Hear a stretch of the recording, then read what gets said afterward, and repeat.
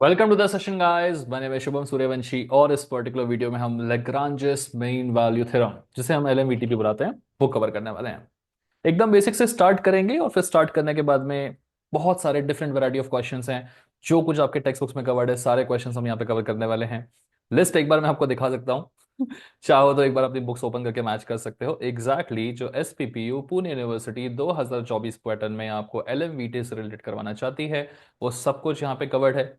इसके अलावा कभी कभी क्वेश्चंस हमारे स्प्लिट फंक्शन को लेके भी आ जाते हैं एलएमवीटी वाले, वो भी सारे क्वेश्चंस हम जो है यहाँ पे डिस्कस करने वाले हैं। ठीक है कि यार एलएमवीटी अगर हमें स्प्लिट फंक्शन में लगानी है तो किस तरीके से लगा सकते हैं। We will talk about this. उसके अलावा जो तीन क्वेश्चंस है ना ये यूनिवर्सिटी के बहुत ही ज्यादा फेवरेट क्वेश्चंस हैं। कई बार क्या होता है ना कि इनको देख के हमें थोड़ा सा ऐसा लगता है कि भाई ये तो बड़ी डरावनी सी चीज है, ये तो क्या दिखा दिया यूनिवर्सिटी ने, कैसे होगा कैसे नहीं होगा। मैं आपको बता दूं ये तीनों सबसे इजी क्वेश्चंस में से है। ठीक है, बस राइट अप्रोच पता होनी चाहिए जो कि हम इस पर्टिकुलर वीडियो में डिस्कस करने वाले हैं। तो जैसे कि मैंने रोल्स थ्योरम में स्टार्टिंग से लेके एंड तक सारा कुछ डिस्कस किया था, वैसे ही मैं इस एलएमवीटी के वीडियो में स्टार्टिंग से लेके एंड तक सब कुछ डिस्कस करने वाला हूं along with all the university questions. Okay, so चलिए शुरुआत करते हैं एलएमवीटी की ना। अगर आप लोगों ने रोल्स थ्योरम का वीडियो नहीं देखा है तो प्लीज जाके उसे देख लीजिएगा बिकॉज वहां पे सारे बेसिक्स आपके क्लियर होते हैं। ठीक है, बेसिक्स ऑफ डिफरेंशिएशन का एक अलग से वीडियो मैंने डाल रखा है अपने चैनल पे, उसे भी प्लीज देख लीजिएगा बिकॉज बेसिक्स आपके क्लियर होने बहुत ज्यादा जरूरी है वहां पर। ओके, एलएमवीटी समझने के लिए अगर रोल्स थ्योरम पहले से आता होगा तो LMVT becomes a piece of cake for you. तो ऐसा मत करना कि रोल्स थ्योरम छोड़ के आप एलएमवीटी पे आ गए हो। ठीक है, वो आता है तो ये इजीली हो जाता है, इसलिए जानकारी इंपॉर्टेंट है। ओके, सबसे पहला काम सबसे पहला काम तो ये है कि यार कभी भी आपको एलएमवीटी पढ़ना है तो उसका एक मैथमेटिकल मीनिंग छोटा सा सिंपल सा बता देता हूं, समझिएगा, मजा आ जाएगा आपको समझ के। ओके, फिर कोई क्वेश्चन डिफिकल्ट नहीं लगेगा। तो एलएमवीटी में क्या होता है ना यार, हम एक पॉइंट से लेकर दूसरे पॉइंट तक जाते हैं और जब हम एक पॉइंट से लेकर दूसरे पॉइंट तक जाते हैं तो ये वाला पॉइंट थोड़ा सा नीचे की तरफ होता है, ये वाला पॉइंट थोड़ा सा ऊपर की तरफ होता है। हालांकि उल्टा भी हो सकता है, हम ऊपर से लेके नीचे की तरफ आ रहे हैं तो पहला वाला पॉइंट थोड़ा ऊपर की तरफ, दूसरा वाला पॉइंट नीचे की तरफ। कहने का मतलब मेरा ये है कि ये दोनों पॉइंट एक ही जगह पे नहीं होता है। फॉर एग्जाम्पल, अगर मैं इस वाले की बात करूं तो ये चीज होती थी आपके Rolle's mean value, Rolle's theorem बोलते हैं हम इसको, आर की, है ना। सो रोल्स थ्योरम में ये चीज होती थी, हम जहां से निकलते थे घूम के वहीं रुक जाते थे आपके वाई एक्सिस में। ठीक है, एक्स एक्सिस में पॉइंट चेंज होता था बट वाई एक्सिस में जहां से निकलते थे वहीं रुक जाते थे। लेकिन एलएमवीटी में ऐसा नहीं होता है, हम जहां से निकलते हैं वहां घूम के आके वहां नहीं रुकते, हम बीच में ही कहीं रुक जाते हैं, जिससे आपकी वाई एक्सिस पे दो अलग अलग वैल्यूज मिलती हैं आपको। ये चीज होती है आपकी एलएमवीटी में, पहली चीज। दूसरा दूसरा ये है कि यार आप जैसे रोल्स थ्योरम में सबसे पहले सेटिस्फाई करते थे कंडीशंस को कि यार मुझे फंक्शन को कॉन्टिन्यूस बताना पड़ेगा, मुझे फंक्शन को डिफरेंशिएबल बताना पड़ेगा, और ये दोनों चीजें हो जाएंगी तो फिर एक तीसरी कंडीशन भी होती थी रोल्स थ्योरम में जिसमें आपको एंड पॉइंट्स एफ ऑफ ए और एफ ऑफ पी को गेटर करना होता था। लेकिन फॉर्चुनेटली यहाँ पर इन दोनों को इक्वल बताने की जरूरत नहीं है और ये दोनों कभी इक्वल होंगे भी नहीं लग्रांज में। क्यों नहीं होंगे? क्योंकि मुझे पता है ये नीचे की तरफ है, ये ऊपर की तरफ है। यहाँ पर होता था ये अगर ए है तो ये वाला पॉइंट एफ ऑफ ए, और अगर ये वाला बी है तो इसी का पॉइंट एफ ऑफ बी, तो दोनों बराबर हो जाते थे रोल्स थ्योरम में। बट लैग्रांज में दोनों अलग अलग पॉइंट्स पे हैं। ठीक है, तो ये दोनों इक्वल होंगे भी नहीं, इसलिए ये कंडीशन हमें देखनी भी नहीं है यहाँ पे। तो हमें चीजें थोड़ी सी आसान हो जाती है, दो ही कंडीशंस देखनी पड़ती है। एक बार दो कंडीशंस देख ली और ये दोनों कंडीशंस अगर सक्सेसफुल हो गई, मतलब कोई भी फंक्शन अगर कंटिन्यूस और डिफरेंशिएबल हो गया, तो समझ लो आपकी एलएमवीटी की कंडीशंस हो गई है सेटिस्फाइड। ठीक है, तो आप क्या बोलोगे? Lagrange's mean value theorem is verified. Okay, इतना ही रहता है, बस कंटिन्यूस और डिफरेंशिएबल बनाना रहता है और काम खत्म हमारा। हाँ, एक बार हमने बता दिया कि यार एलएमवीटी वेरीफाई हो चुका है, तो उसके बाद हमें ये सी वाले भाई साहब की वैल्यू निकाल के देनी पड़ती है। यही सेम चीज हमें रोल्स थ्योरम में भी करनी पड़ती थी, जो सी वाले भाई साहब है उनकी वैल्यू निकालने देनी पड़ती थी। करेक्ट, यहाँ पे सी वाले भाई साहब की इस तरीके से वैल्यू निकलती, वो बस उनको निकाल के दे देना है। ठीक है, अच्छा, ये पिछले वाले में रोल्स मीन वैल्यू थ्योरम में क्या होता था, जो एफ डैश ऑफ सी होता था उसको हम इज इक्वल टू जीरो डालते थे। कहाँ? रोल्स थ्योरम में। ठीक है, यहाँ पे चेंज है, F dash of C is equal to zero नहीं, ये रहता है, इसकी वैल्यू निकाल के आप दे सकते हो। इतना ही करना है। ओके, ये ए क्या है, बी क्या है। अब जब भी किसी कर्व की बात करेंगे तो जो आपको लिमिट्स दी रहती है ना, क्लोज इंटरवल ओपन इंटरवल, यही ए और बी होता है। यहाँ पे भी दिखा देता हूँ कि फर्स्ट पॉइंट अगर मेरा ए यहाँ पर है तो उसका जो करस्पॉन्डिंग वाई एक्सिस पे पॉइंट है वो हो जाएगा आपका एफ ऑफ ए। अगर यहाँ पे मेरा पॉइंट बी है तो इसका करस्पॉन्डिंग वाई एक्सिस पे पॉइंट क्या हो जाएगा? F of B. ओके, तो ये तो हमने लिख के दिखा दिया। मीनिंग क्या है भाई साहब, मीनिंग क्या है? रोल्स थ्योरम में क्या होता था कि आप कभी भी देखेंगे तो उस कर्व में एक पॉइंट आता था जहां पे आपकी tangent parallel to X axis हो जाती थी। ठीक है ना। सो इस तरीके से आपकी टेंजेंट बनती थी जो कि आपके एक्स एक्सेस के पैरेलल हो जाती थी। लेग्रांजियस थ्योरम में या एलएमवीटी में कभी भी आपको कोई टेंजेंट एक्स एक्सिस के पैरेलल मिल रही है या नहीं मिल रही है, आपको उस पर फोकस नहीं करना है। लेग्रांजियस थ्योरम में चीजें थोड़ी अलग होती है। लेग्रांजियस थ्योरम ये कहना चाहता है कि आपके पास एक लाइन होगी जो ए और बी को ज्वाइन कर रही होगी, है ना। इसे आप कॉर्ड भी बुला सकते हैं, इसे आप सेकेंड भी बुला सकते हैं, ठीक है ना। तो एक लाइन होगी जो आपके पॉइंट्स ए और बी को ज्वाइन कर रही होगी, ठीक है ना। तो डेफिनेटली यहां से लेके यहां तक पूरे कर्व में कहीं ना कहीं एक पॉइंट आपका डेफिनेटली निकलेगा, ओके, जहां पर इसके पैरेलल टेंजेंट मिलेगी आपको। ठीक है ना। जैसे आप ये देख रहे हो, रेड वाली टेंजेंट ब्लू वाले टेंजेंट के पैरेलल है। कहां पर मिल रहा है ये वाला पॉइंट? यहां पर मिल रहा है, ठीक है। यही जो पॉइंट होता है इसे हम क्या बुलाते हैं? सी बुलाते हैं, ठीक है ना। तो यहाँ पे सी है, और इसके हिसाब से देखोगे तो ये एफ ऑफ सी थोड़ा सा ये ओवरलैप कर रहा है, बट डोंट वरी, ये कभी ऐसे ओवरलैप करे ना करे वैसे तो नहीं करेगा कभी भी, ठीक है। तो सी पे आपको क्या मिल रहा है? F of C. टेंजेंट का मतलब क्या होता है? टेंजेंट का मतलब ही आपका एफ डैश ऑफ सी होता है, ठीक है। रोल्स थ्योरम में देखा था हमने, एफ डैश ऑफ सी का मतलब टेंजेंट का ही स्लोप होता है। F dash of C basically क्या होता है? स्लोप होता है। तो रोल्स थ्योरम में हम बोलते थे भाई साहब हमारा क्या होना चाहिए? आपका जो एफ डैश ऑफ सी है, मतलब slope of this tangent should be equal to zero. Lagrange's theorem में हम क्या बोलते हैं? लग्रांजियस थ्योरम में हम बोलते हैं कि भाई कहीं ना कहीं एक पॉइंट पे ऐसी टेंजेंट बननी चाहिए जिसका जो स्लोप है वो इस वाली के स्लोप के बराबर होना चाहिए। मतलब रेड वाले का जो स्लोप है वो ब्लू वाले के स्लोप के बराबर होना चाहिए। ये आपके एलएमवीटी का मीनिंग होता है। और यही चीज हम यहाँ पे लिखते हैं। ये हो गया आपके रेड वाले का स्लोप, और ये हो गया आपके ब्लू वाले का स्लोप। ये ब्लू वाले के स्लोप का फॉर्मूला है, F of B minus F of A divided by B minus A. इससे क्या मिलता है? ब्लू वाले का स्लोप मिलता है, ठीक है। ये एफ डैश ऑफ सी क्या बताता है? रेड वाले का स्लोप बताता है, ठीक है। बेसिक मैथमेटिक्स है, 11 ट्वेल्थ में स्लोप के बारे में पढ़ा ही होगा आपने, है ना। ये चीज होती है। तो एलएमवीटी में क्या करना पड़ता है? जैसे ही क्वेश्चन आता है मैं सामने, सबसे पहले आप बोलोगे भाई साहब मुझे देखना है कि मेरी कॉन्टिन्यूटी डिफरेंशिएबिलिटी है क्या। देख लेंगे, इजी होता है। रोज थ्योरम में बहुत सीखा हमने कॉन्टिन्यूटी डिफरेंशिएबिलिटी निकालना, कर लेंगे।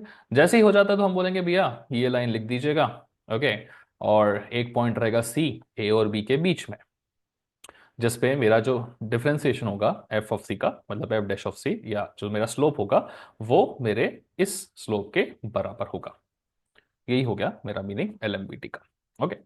एग्जाम में अगर क्वेश्चन आता है तो उस क्वेश्चन को सॉल्व करने का जो प्रोसेस होता है वो बड़ा ही सिंपल सा होता है। ये लिस्ट है क्वेश्चंस की, इसकी पीडीएफ वगैरह बना के मैं एप्लीकेशन में डालता रहता हूँ, है ना।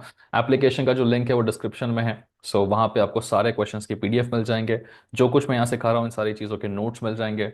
तो नोट्स के लिए आपको इधर उधर भटकने की जरूरत नहीं है। एप्लीकेशन पे जाओ, वहां से आप उठा सकते हो। 2024 पैटर्न पे क्लिक करना, और वहां पे आप अपना सब्जेक्ट सेलेक्ट कर लीजिएगा। मैं M1 M2 BEE मैकेनिक्स और भी बहुत सारे सब्जेक्ट बनाने वाला हूँ, ठीक है। सब्जेक्ट सेलेक्ट करो, वहां पे ऊपर ही आपको नोट्स वगैरह मिल जाते हैं। नोट्स आर फ्रीली अवेलेबल, ठीक है। सो नोट्स आप फ्री में उठा सकते हैं वहां से। ऑल्सो व्हाट्सएप टेलीग्राम वगैरह के लिंक्स मैं दे रहा हूँ, तो उसको ज्वाइन करते चलो, क्योंकि वहां पे जब मैसेज करोगे तो किसी के नोट्स वोट्स चाहिए रहेंगे तो मैं सब पोस्ट करते जाता हूँ, ठीक है। उठा लेना वहां से। सब किसी से होगा, लिंक डिस्क्रिप्शन में है। सब्सक्राइब कर दें, लाइक कर दें। मेरा काम खत्म हो गया बोलने का, शुरुआत कर दें फटाफट से वीडियो के सॉल्यूशन की, ठीक है। सो लेग्रांजियस मीन वैल्यू थ्योरम जो कि एलएमवीटी है, उसका कोई भी क्वेश्चन अगर आपके सामने आता है, ठीक है, तो सबसे पहले आप सवाल को पढ़ेंगे। क्या है भाई? मुझे एलएमवीटी दिखाना है, वेरीफाई करवाना है, इस फंक्शन के लिए करवाना है। इंटरवल क्या है? यहां से लेके यहां तक का, एकदम रोल्स थ्योरम जैसा ही है। उसमें भी आरएमवीटी होता था, सॉरी रोल्स थ्योरम होता था, फंक्शन होता था, इंटरवल होता था। यहाँ एलएमवीटी है, फंक्शन है, इंटरवल है, ठीक है। अब एक पॉइंट और एक्स्ट्रा यहाँ पे जुड़ जाता है कि यार मुझे ना फंक्शन का वो पॉइंट भी बताना है जहां पे tangent is parallel to secant line, ठीक है। तो ये कैसे निकालें भाई साहब? यहाँ पे जो स्टेप करते हैं यहां से यही तो निकलता है। इस स्टेप को करने के बाद जो मुझे सी की वैल्यू मिलती है उस सी को हम एक्स ही बुलाते हैं, और ये वही पॉइंट होता है जहां पे tangent is parallel to secant line, ठीक है। मतलब जो मैं आपको इस क्वेश्चन में स्टेप दिखाऊंगा, वही स्टेप अगर आप हर क्वेश्चन में करते जाएंगे तो बाय डिफॉल्ट आपका ये वाला पॉइंट जो है वो हर क्वेश्चन में निकलता जाएगा। आपको अलग से कुछ पढ़ने की जरूरत नहीं है। इस जो पॉइंट की बात होती है टेक्स्ट बुक के क्वेश्चंस में, वो यही पॉइंट होता है जो हमें सी निकालना होता है, ठीक है। जो कि आराम से इस फॉर्मूले से निकल जाता है। कैसे निकालना है चलिए करके दिखाते हैं। तो अगर आपको वेरीफाई करना है एलएमवीटी, तो सबसे पहले आपको बताना पड़ेगा फंक्शन कंटिन्यूस है क्या, कहाँ पे कहाँ तक कंटिन्यूस होना चाहिए। मेरे पास लिमिट्स -1 से लेकर 2 तक की गिवन है, तो फंक्शन मेरा -1 से 2 पे कंटिन्यूस होना चाहिए। ओपन इंटरवल में -1 से लेकर 2 तक के बीच में डिफरेंशिएबल भी होना चाहिए। हमने पढ़ा था कि अगर मेरे पास कभी भी कोई भी पॉलिनोमियल आता है बिना आंख बंद किए, आंख बंद करके, सॉरी, आंख बंद करके हम बोल सकते हैं कि ये चीज जो है वो कंटिन्यूस भी होगी हमेशा और वो डिफरेंशिएबल भी होगी हमेशा। तो इसको देखते से हम बोल देंगे भाई साहब ये कंटिन्यूस भी है और ये डिफरेंशिएबल भी है। अब इसके बाद अगला स्टेप आप ये लिखेंगे, क्या लिखेंगे कि given function is a polynomial and it is continuous in the interval this, differentiable in the interval this, therefore by LMVT there exist C. मतलब एलएमवीटी के हिसाब से एक सी पॉइंट एग्जिस्ट करता है। कहाँ एग्जिस्ट करता है? ये -1 और 2 के बीच में, है ना। सो -1 और 2 के बीच में एक सी एग्जिस्ट करता है such that F dash of C is equal to this. Rolle's theorem में क्या होता था कि रोल्स थ्योरम के हिसाब से एक सी एग्जिस्ट करता है इन दोनों के बीच में जहां पर F dash of C will be equal to zero. F dash of C is equal to zero, ये हो गया रोल्स थ्योरम। और वहीं पर F dash of C is equal to ये कर दिया तो ये हो गया लेग्रांजिस थ्योरम। और कोई डिफरेंस नहीं है, खत्म बात, ठीक है। हमने देखा फंक्शन कंटिन्यूस है, डिफरेंशिएबल है, हमने बोल दिया कि भाई ये अगर है तो फिर LMVT is verified. Now because LMVT is verified by LMVT there exist C in this such that F dash of C is equal to zero. अब अगले स्टेप में सिर्फ मुझे सी निकाल के देना और मेरा काम खत्म है, ठीक है। कैसे निकालेंगे? देखो एफ डैश ऑफ सी निकालने के लिए मुझे ये सब चाहिए रहेंगे। Okay, so F dash of C के लिए F of B, F of A, B, ये सब कुछ चाहिए। तो सबसे पहले लिख लेते हैं भाई, मेरा जो ए है वो क्या है भाई साहब, चलिए लिख लेते हैं। ए है मेरा -1, ओके, ये लिमिट्स होती हैं, ठीक है। बी है मेरा क्या, 2। और जो एफ ऑफ एक्स है मेरा, चलिए उसे भी लिख लेते हैं। F of x is equal to क्या है मेरा, एक्स स्क्वायर। मुझे एफ ऑफ बी चाहिए है। चलिए एफ ऑफ बी कैसे निकलेगा, F of B is basically F of 2, ठीक है ना। तो X is equal to 2 put करेंगे तो 2 2 4 हो जाएगा। ये लीजिए एफ ऑफ बी की वैल्यू निकल गई। एफ ऑफ ए अगर निकालना है, बताइए ए क्या होता है मेरा, ए मेरा -1 है। तो मुझे एफ ऑफ -1 निकालना पड़ेगा, है ना। तो यहाँ पे -1 डालेंगे तो -1 का स्क्वायर कितना हो जाएगा, 1। तो एफ ऑफ बी निकल चुका है, एफ ऑफ ए निकल चुका है, बी आप जानते हैं क्या है, ए आप जानते हैं क्या है। मतलब यहाँ की 1 2 3 4 चारों चीजें निकल चुकी हैं, ठीक है।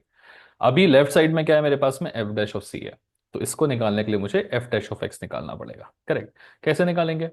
सबसे पहले आप लिख लेंगे भाई साहब मेरा एफ ऑफ एक्स क्या है, ठीक है। सो एफ ऑफ एक्स क्या है मेरा, एक्स स्क्वायर। इसीलिए यहां से मैं क्या निकाल सकता हूँ, एफ डैश ऑफ एक्स निकाल सकता हूँ। तो एफ डैश ऑफ एक्स क्या हो जाएगा, इसका डिफरेंशिएशन हो गया 2x। अब एफ डैश ऑफ एक्स पता है तो एफ डैश ऑफ सी लिख सकते हैं, X is equal to simply C लिख देंगे। तो देयरफॉर आप बोल सकते हो कि F dash of C is equal to 2c। अब मेरे पास ये चीजें आ चुकी हैं, मेरे पास ये चीजें आ चुकी हैं। अगला स्टेप बहुत इजी होने वाला है, क्या, जो भी मेरा एफ डैश ऑफ सी है उसको इसके बराबर डालना है, ठीक है ना। By Lagrange's mean value theorem, F dash of C को इसके बराबर डालना है। क्या है हमारा एफ डैश ऑफ सी, ये है मेरा 2c के बराबर, is equal to F of B minus F of A, ठीक है। चलिए एफ ऑफ बी की वैल्यू कितनी है मेरे पास, 4 आई है, ठीक है, माइनस एफ ऑफ ए की वैल्यू कितनी है मेरे पास में, 1 आई है, ठीक है, डिवाइडेड बाय बी की वैल्यू कितनी है मेरे पास में, 2 है, और ए की वैल्यू कितनी है मेरे पास में, -1 है, ठीक है। तो बताइए जरा, 4 - 1 कितना होता है, 3।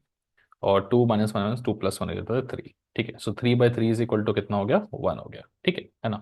सो 2c इज इक्वल टू 1 हो गया, मतलब c इज इक्वल टू कितना हुआ आपका, 1/2। ओके, सो मुझे c निकाल के बताना था। c मेरा वो पॉइंट होता है जहां पर एफ डैश ऑफ सी इसके बराबर होता है, तो c आ गया मेरा 1/2। यहां तक की स्टेप कंप्लीट, मतलब मेरा आधे से ज्यादा काम, 90% काम हो जाएगा, खत्म, ठीक है। अब मुझे बताना है find the point on function where the tangent is parallel to secant line. बहुत लोग क्या करते हैं, that point is C is equal to 1/2 लिख के छोड़ देते हैं। लेकिन यूनिवर्सिटी इतने से सेटिस्फाइड नहीं होती है। हम सिर्फ सी इज इक्वल टू 1/2 लिख के नहीं छोड़ सकते। हमें थोड़ा सा एक स्टेप और जाके एक छोटा सा काम करना पड़ेगा। और वो काम क्या है वो मैं आपको फटाक से दिखाता हूं, देखो जरा। सो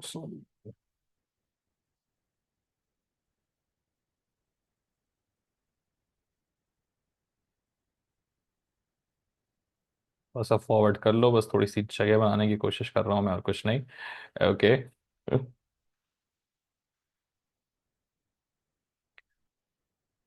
ठीक है, चलो। तो हमारा जो c इज इक्वल टू 1/2 निकलता है ना, वो बेसिकली क्या होता है, हमारा x कोऑर्डिनेट होता है। तो c इज इक्वल टू 1/2 मतलब हम बोलेंगे x ऑल्सो इक्वल टू 1/2। हमें इसके अलावा y कोऑर्डिनेट भी निकाल के दिखाना पड़ता है। y कोऑर्डिनेट कैसे निकालेंगे, उसके लिए हम क्या यूज कर सकते हैं, अपना फंक्शन यूज कर सकते हैं, ठीक है। क्या था हमारा function, F of x is equal to X square. तो हम बोल देंगे कि as per the given function, है ना, आप सिंपली लिखोगे कि गिवन फंक्शन क्या है मुझे, Y is equal to X square, है ना। एफ ऑफ एक्स की जगह वाई लिख सकते हो, कोई दिक्कत नहीं है। So therefore X is equal to 1/2, आपका जो y इज इक्वल टू क्या होगा, x की जगह पे 1/2 रख देंगे तो इसका स्क्वायर, मतलब ये क्या हो गया आपका 1/4। मतलब x इज इक्वल टू 1/2 पे आपको जो y की वैल्यू मिल रही है वो कितनी मिल रही है, 1/4। आपका जो पॉइंट है आपको उसके x और y कोऑर्डिनेट्स दोनों लिख के दिखाने पड़ते हैं। तो ये रहेगा आपका x coordinate of the function, ये रहेगा y coordinate of the function. ठीक है, इसी चीज को मैं ग्राफ में भी दिखा देता हूँ आपको बना के अच्छे से। ठीक है, सो ग्राफ में अगर आप देखना चाहें तो देखो कितने आसानी से ये चीज दिख जाएगी आपके ग्राफ में।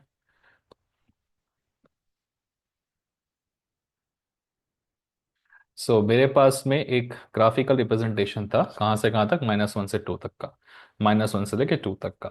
उसका ये था मेरा एफ ऑफ ए के लिए, ये था मेरा एफ ऑफ बी के लिए। हालांकि ग्राफ हर बार नहीं बनाना होता, बस मैं आपको एक बार दिखा देता हूँ तो हेल्प हो जाएगा। -1 से 2 के बीच में कहीं ना कहीं एक पॉइंट आना था, जहाँ पे ये जो टेंजेंट है, सॉरी ये जो लाइन है, इसके पैरेलल आपको टेंजेंट बन के निकलती। तो यही पॉइंट हमें निकालना था। ये पॉइंट कहाँ मिल रहा है मुझे, ये पॉइंट मिल रहा है मुझे एक्स इज इक्वल टू 1/2 पे, मतलब इसके बीच में 1/2 करीब करीब यहाँ कहीं आएगा, है ना। और उसका वाई कोऑर्डिनेट क्या रहा, 1/4, मतलब यह। ठीक है, ओके। 1/2 थोड़ा मैंने साधा ले लिया कहीं।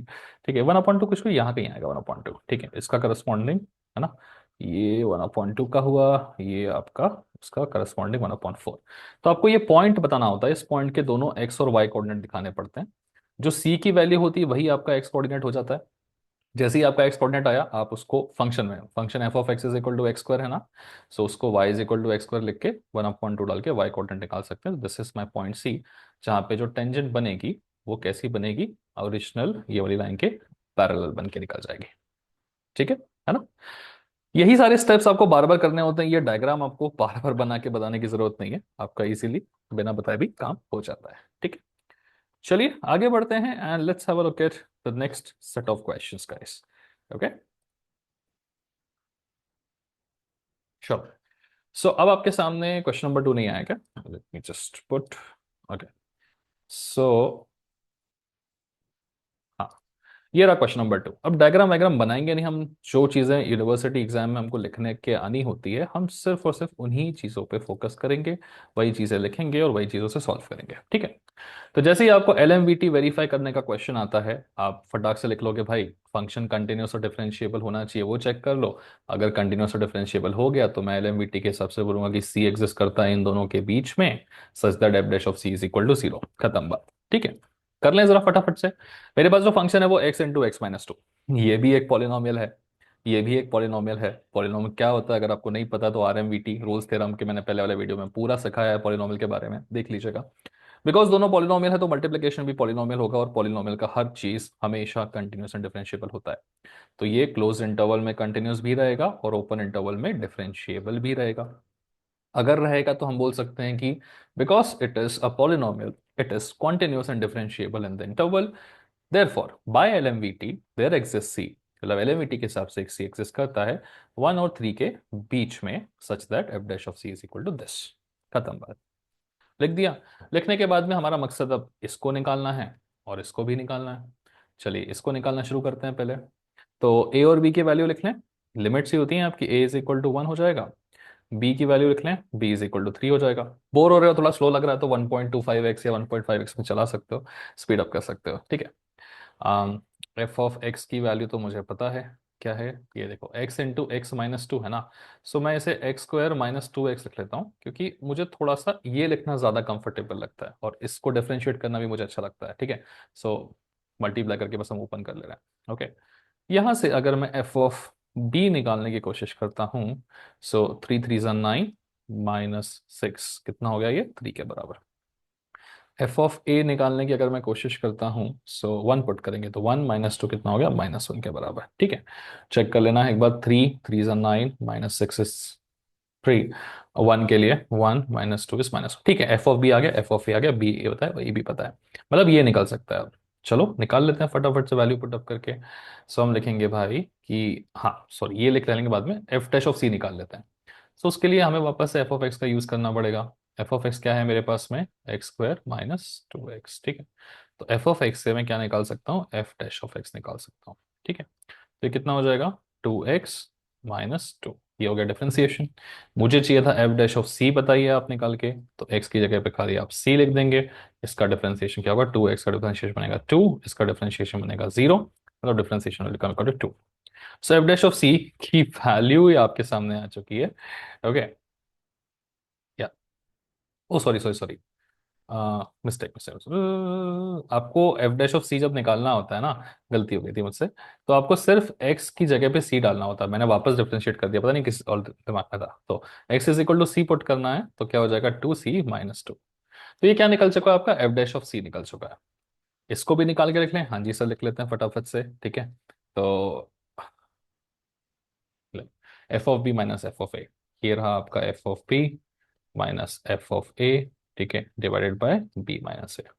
ओके, एफ ऑफ बी की वैल्यू कितनी है, एफ ऑफ बी हमने निकाल लिया था कितना, 3 है, ठीक है, माइनस एफ ऑफ ए की वैल्यू कितनी है, हमने निकाल रखी थी पहले से, -1 है, डिवाइडेड बाय बी की वैल्यू कितनी है आपकी, 3 है, और ए की वैल्यू कितनी है आपकी, 1 है, ठीक है। सॉल्व करेंगे तो ये क्या होगा, 3 माइनस माइनस 1 मतलब 3 + 1 4, 3 माइनस 1 कितना हो गया 2, 4/2 की वैल्यू कितनी होगी 2।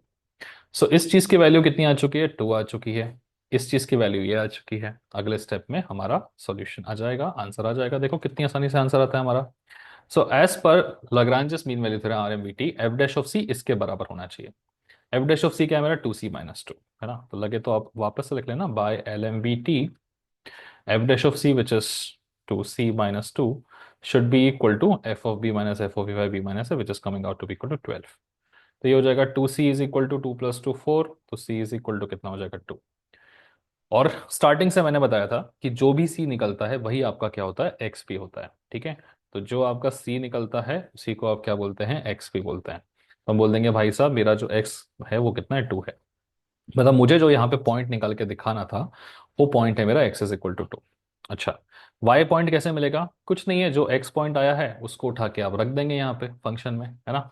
तो एक्स की जगह पे अगर मैं 2 डालता हूँ तो 2 - 2 0, 0 × 2 = 0, तो आपका वाई कोऑर्डिनेट कितना हो रहा है, वाई इज इक्वल टू 0, है ना। सो कभी कभी क्या होता है, ज़्यादा मेहनत नहीं करनी पड़ती है, अगर फंक्शन थोड़ा इजी सा रहे तो वैल्यू पुटअप हो जाती है, वाई इज इक्वल टू 0। अभी ज्यादा लिख लिख के मैंने नहीं बताया है, क्योंकि मैं जान रहा हूं तुम्हारा भी टाइम वेस्ट होगा, तुमको प्रोसेस पता करना है, ठीक है।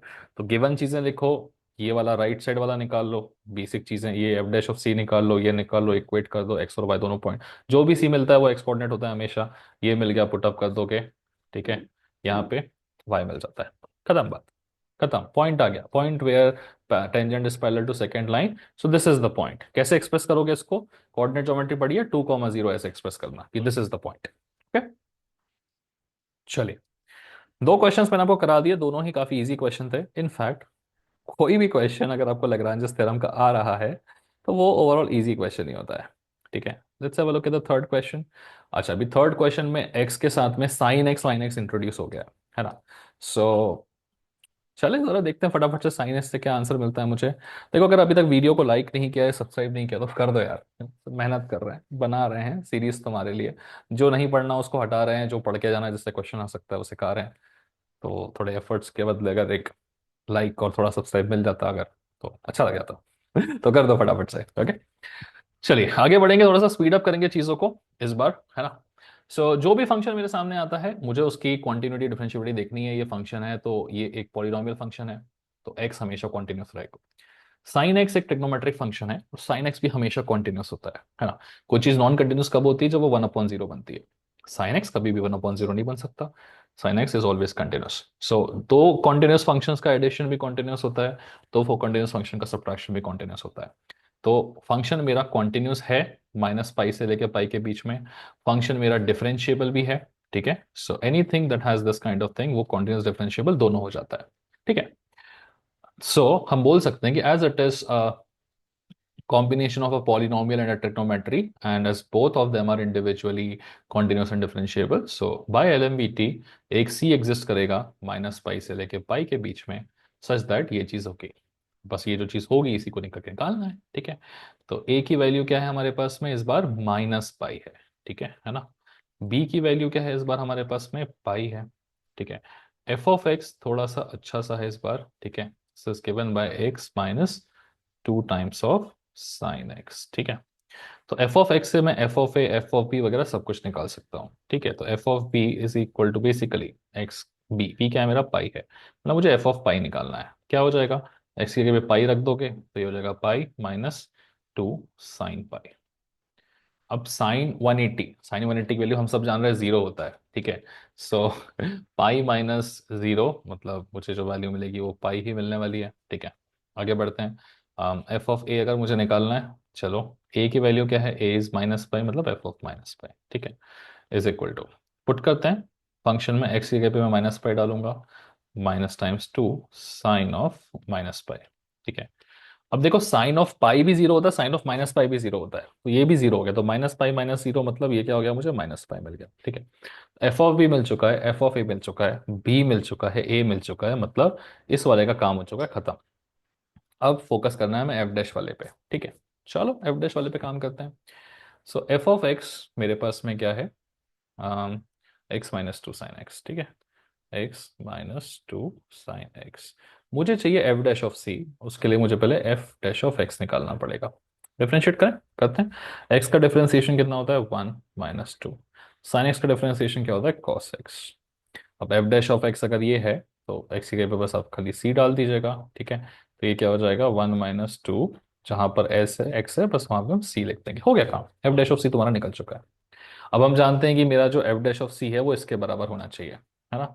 तो आप सिंपली आगे जाके अगले स्टेप में लिख सकते हो, क्या लिख सकते हो, बड़ी सिंपल सी चीज लिख सकते हो कि okay just give me a second, ठीक है। एफ डैश ऑफ सी इसके बराबर है, सो देयरफॉर ऐसे लिख देना आप, by Lagrange's mean value theorem, LMVT. F dash of C क्या है अपना, 1-2 cos c। So 1-2 cos of c is equal to F of B. F of B क्या है मेरा, पाई, पर आएगा pi minus F of A. F of A क्या है मेरे पास में, माइनस पाई, ठीक है।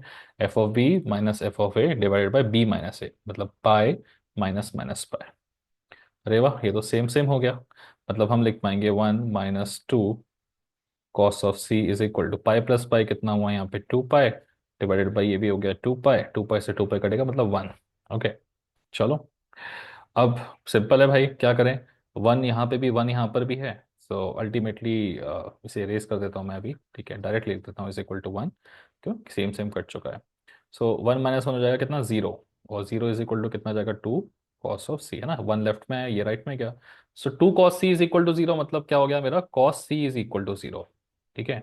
अब cos c is equal to zero, cos theta zero कब होता है, सब थीटा 90 डिग्रीज होता है, ठीक है ना। सो थीटा 90 मतलब c इज इक्वल टू पाई/2। ओके, सो देयरफॉर आप बोल सकते हो कि आपका जो c है उसकी वैल्यू कितनी आ रही है, पाई/2 के बराबर। ओके, c की वैल्यू आ गई पाई/2, हाँ जी सर आ गई पाई/2। जो c होता है उसी को हम क्या बुलाते हैं कि वही आपका x कोऑर्डिनेट भी होता है, therefore x is equal to nothing but पाई/2। लीजिए, अच्छा x तो आपने निकाल के दिखा दिया, y कोऑर्डिनेट भी दिखा दीजिए, कैसे निकालेंगे। जो भी x कोऑर्डिनेट आया है उसको आप पुट कर देंगे यहाँ पर, है ना।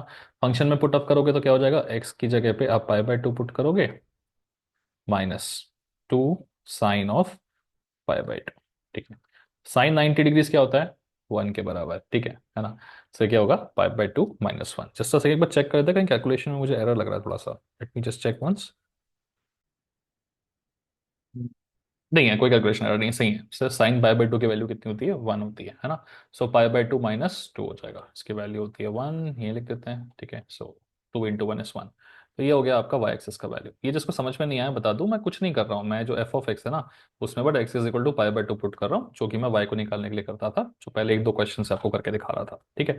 तो वाई की वैल्यू कितनी आ गई आपकी, पाई/2 -2, है ना। तो यही है आपके एक्स और वाई कोऑर्डिनेट्स। ओके, सो ज़्यादा सोचने की ज़रूरत नहीं होती है इसमें, स्टेप बाय स्टेप करते रहा करो।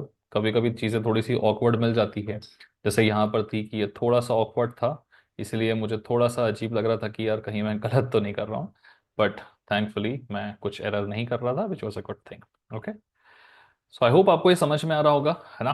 काफ़ी चीज़ें इसमें इन्वॉल्व होती हैं, और लास्ट स्टेप में कभी कभी लोगों को कन्फ्यूजन होता है। सो सी निकल गया तो सी ही आपका एक्स होता है, एक बार एक्स निकल गया तो उसको एफ ऑफ एक्स में पुट कर दो, ठीक है। पाई/2 यहाँ पे फंक्शन होता है एफ ऑफ एक्स का आपका, पाई/2 पुट करो आंसर मिल जाता है। अच्छा, इसमें एक एडिशन और करूंगा मैं। हमने कहा था कि यार एटलीस्ट एक वैल्यू होती है सी की, कभी कभी सी की एक से ज्यादा वैल्यूज भी हो सकती है।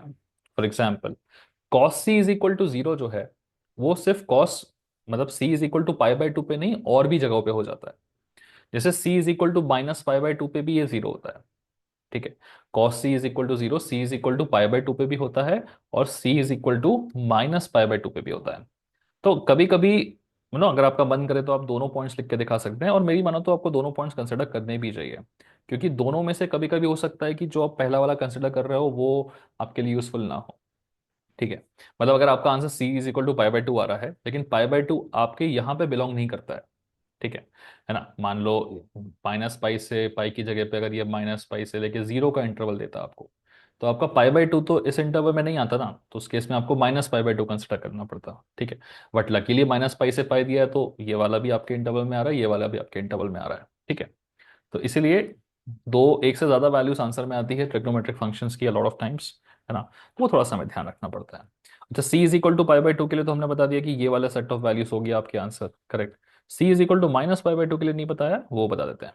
तो जब C is equal to minus pi by two रहेगा, तो उसका एक्स भी क्या रहेगा, माइनस पाई बाय टू, है ना, बिकॉज जो सी होता है वही एक्स होता है।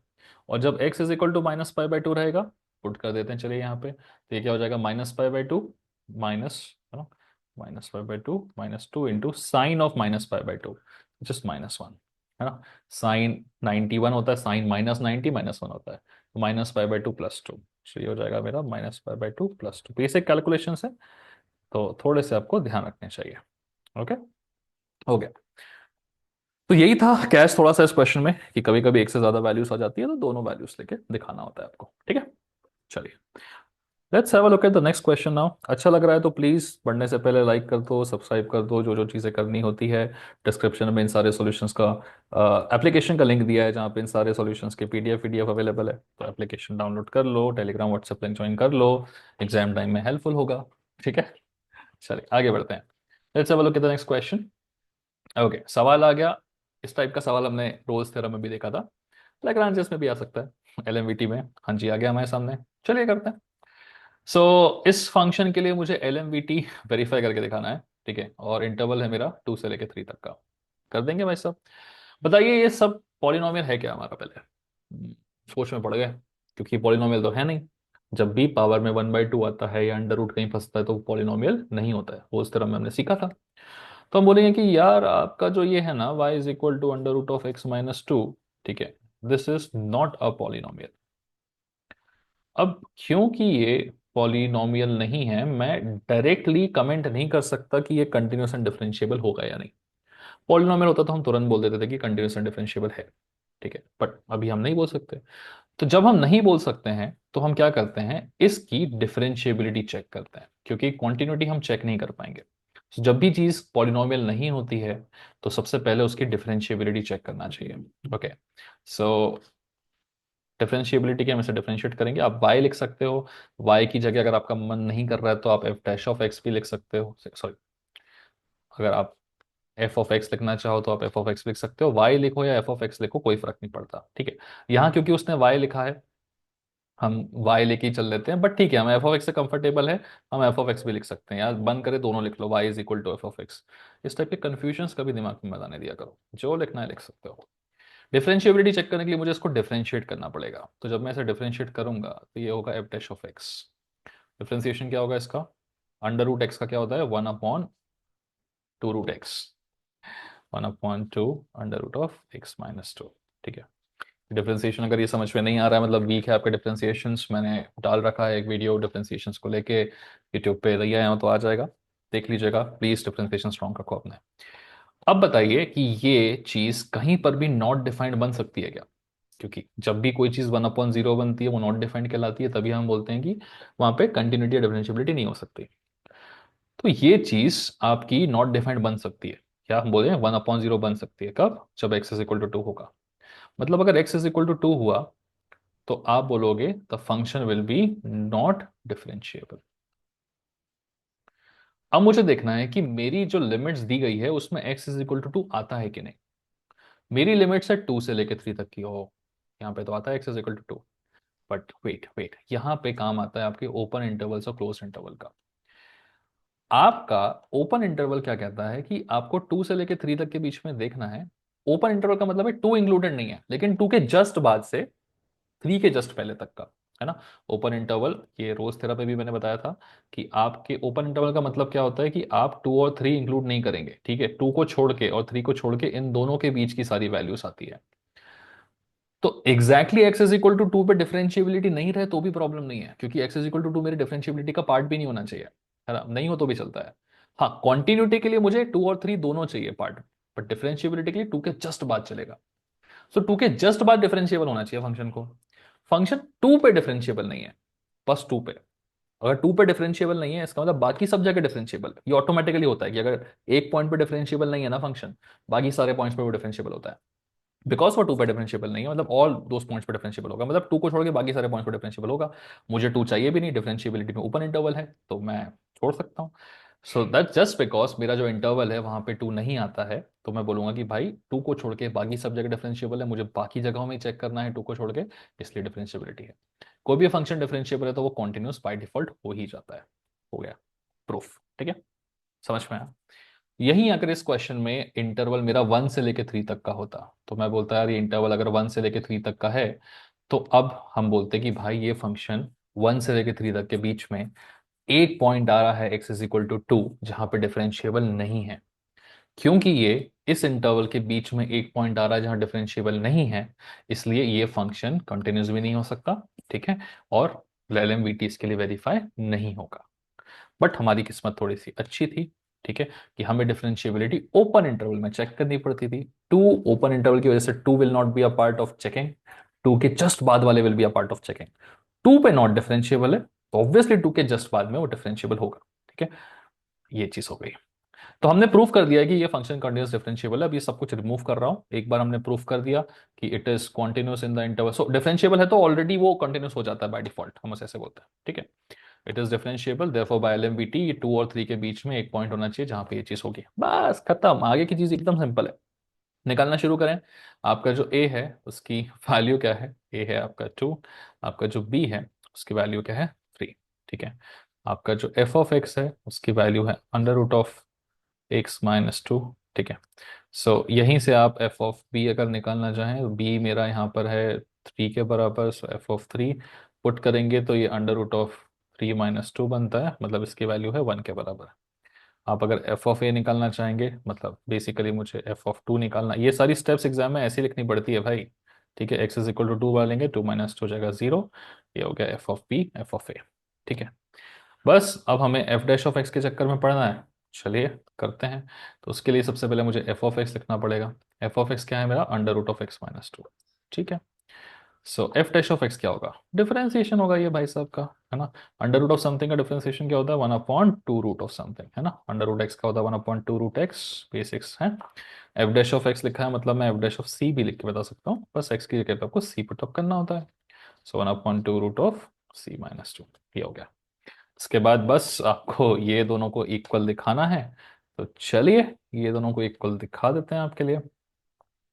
तो जो मेरा एफ डैश ऑफ सी है बेसिकली ये है ना। तो लिखना by L M V T लिख देना, लो लेग्रांजिस मीन वैल्यू थ्योरम, ठीक है।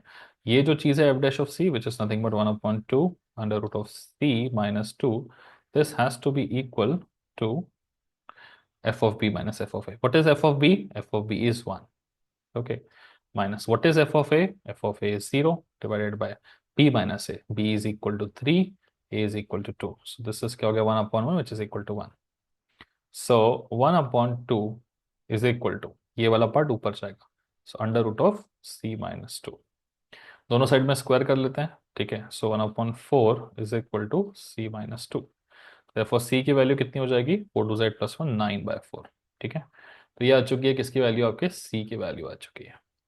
जो सी होता है वही आपका क्या होता है, एक्स भी होता है, तो आप लिख देंगे यहीं की यहीं कि C is equal to 9/4, therefore आपका X is also equal to 9/4, ठीक है ना। कैलकुलेशन कहीं एरर हुआ तो नहीं है, वो हमेशा चेक करते रहना गाइस, ठीक है।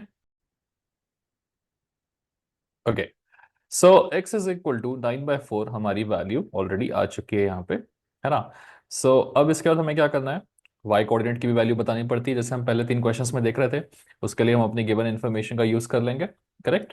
सो Y is equal to under root of x-2, put up कर देते हैं value, therefore y is equal to under root of x is 9/4 - 2, which is gonna be equal to under root of 9 minus 8 divided by 4, है ना। Simple, ये LCM लेके solve हो जाता है, correct. And this is equal to under root of 1 divided by 4, जिसकी value है 1/2। सो x इज इक्वल टू 9/4 पे y इज इक्वल टू 1/2 आ रहा है। आप सिंपली बोल सकते हैं कि 9/4 1/2 will be the value of the coordinates that are required for this particular question. Okay, so I hope चीजें आपको समझ में आ रही होंगी। 4 क्वेश्चन हमने अभी तक खत्म कर लिए हैं, आगे बढ़ते हैं। 4-5 क्वेश्चन और है मेरे पास में, फटाफट से स्पीड अप करते हैं। लगे तो 1.5x में आप स्विच कर सकते हैं ताकि चीजें आपके लिए थोड़ी सी फास्ट हो जाएगा इस। ओके, चलो, so let's have a look at this particular question. यहाँ पे मुझे वापस से एलएमवीटी को वेरीफाई करना है, और अब आप देखो एक अलग एक्सप्रेशन मिल रहा है मुझे x+1/x। सो जब मुझे ऐसे एक्सप्रेशंस मिलने शुरू होते हैं ना, जैसे पिछला वाला एक्सप्रेशन अगर आप देखोगे तो यहाँ पे क्या था, एफ ऑफ एक्स या Y is equal to under root of x-2। Under root के आने की वजह से वो पॉलिनोमियल नहीं है, तो फिर चीजें आसान नहीं होती, हमें डिफरेंशिएट करके चेक करना पड़ता है कि कॉन्टिन्यूटी और डिफरेंशिएबिलिटी है कि नहीं। वैसे ही अगर आप इस क्वेश्चन को देखोगे तो x+1/x आ गया। अभी ये वाला तो पॉलिनोमियल है, but 1/x is not a polynomial. क्योंकि 1/x पॉलिनोमियल नहीं है, इसलिए इसकी कॉन्टिन्यूटी और डिफरेंशिएबिलिटी के बारे में मैं डायरेक्टली कमेंट नहीं कर सकता, है ना। इसको देखना पड़ेगा कि ये कभी 1/0 बनता है कि नहीं, या फिर ये कभी नॉट डिफाइंड बनता है कि नहीं। तो मैं जानता हूं यार, ये x इज इक्वल टू 0 पे क्या बनेगा, 1/0 बन जाएगा। सो x इज इक्वल टू 0 पे ये तो 0 बनेगा, बट ये 1/0 बन जाएगा। मतलब ये नॉट डिफाइंड हो जाएगा, ओरली हमने बता दिया। मतलब ये x इज इक्वल टू 0 पे कंटिन्यूस नहीं रहेगा।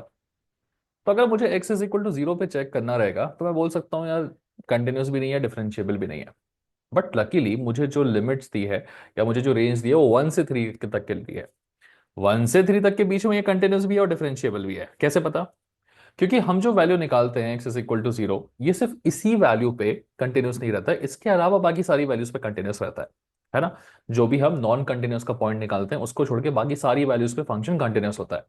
तो ये 1 से 3 के बीच में भी कंटिन्यूस रहेगा, और उसके बाद वो डिफरेंशिएबल भी रहेगा, है ना। डिफरेंशिएबिलिटी का अगर थोड़ा प्रूफ चाहिए तो आप इसे डिफरेंशिएट भी करके देख सकते हैं। ओके, सो ये एफ डैश ऑफ एक्स क्या बनेगा, एक्स का डिफरेंशिएशन कितना हो जाता है, 1। 1/x का डिफरेंशिएशन होता है -1/x²। मतलब एफ डैश ऑफ एक्स भी एक्स इज इक्वल टू 0 पे ही 1/0 की वैल्यू ले रहा है यहाँ पे, है ना। मतलब एक्स इज इक्वल टू 0 पे ये नॉन डिफरेंशिएबल हो रहा है। बट मुझे गेम तो 1 से 3 तक के बीच में खेलना है, तो x इज इक्वल टू 0 पे नॉन डिफरेंशिएबल होके कोई नुकसान नहीं है हमारा। सो 0 पे नॉन डिफरेंशिएबिलिटी, नॉन कंटिन्यूटी है, बट बाकी सब जगह कंटिन्यूटी एंड डिफरेंशिएबिलिटी है। तो हम सिंपली बोल देंगे कि एज टेस्टेड, है ना। इस तरीके से आपको लिखना पड़ेगा यहाँ पर इस क्वेश्चन में कि at x is equal to 0 the function is non continuous and non differentiable.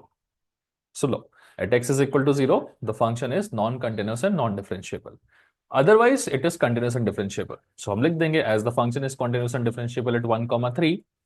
So now by using LMBT we can say that there is c in 1, 3 such that f dash of c is this.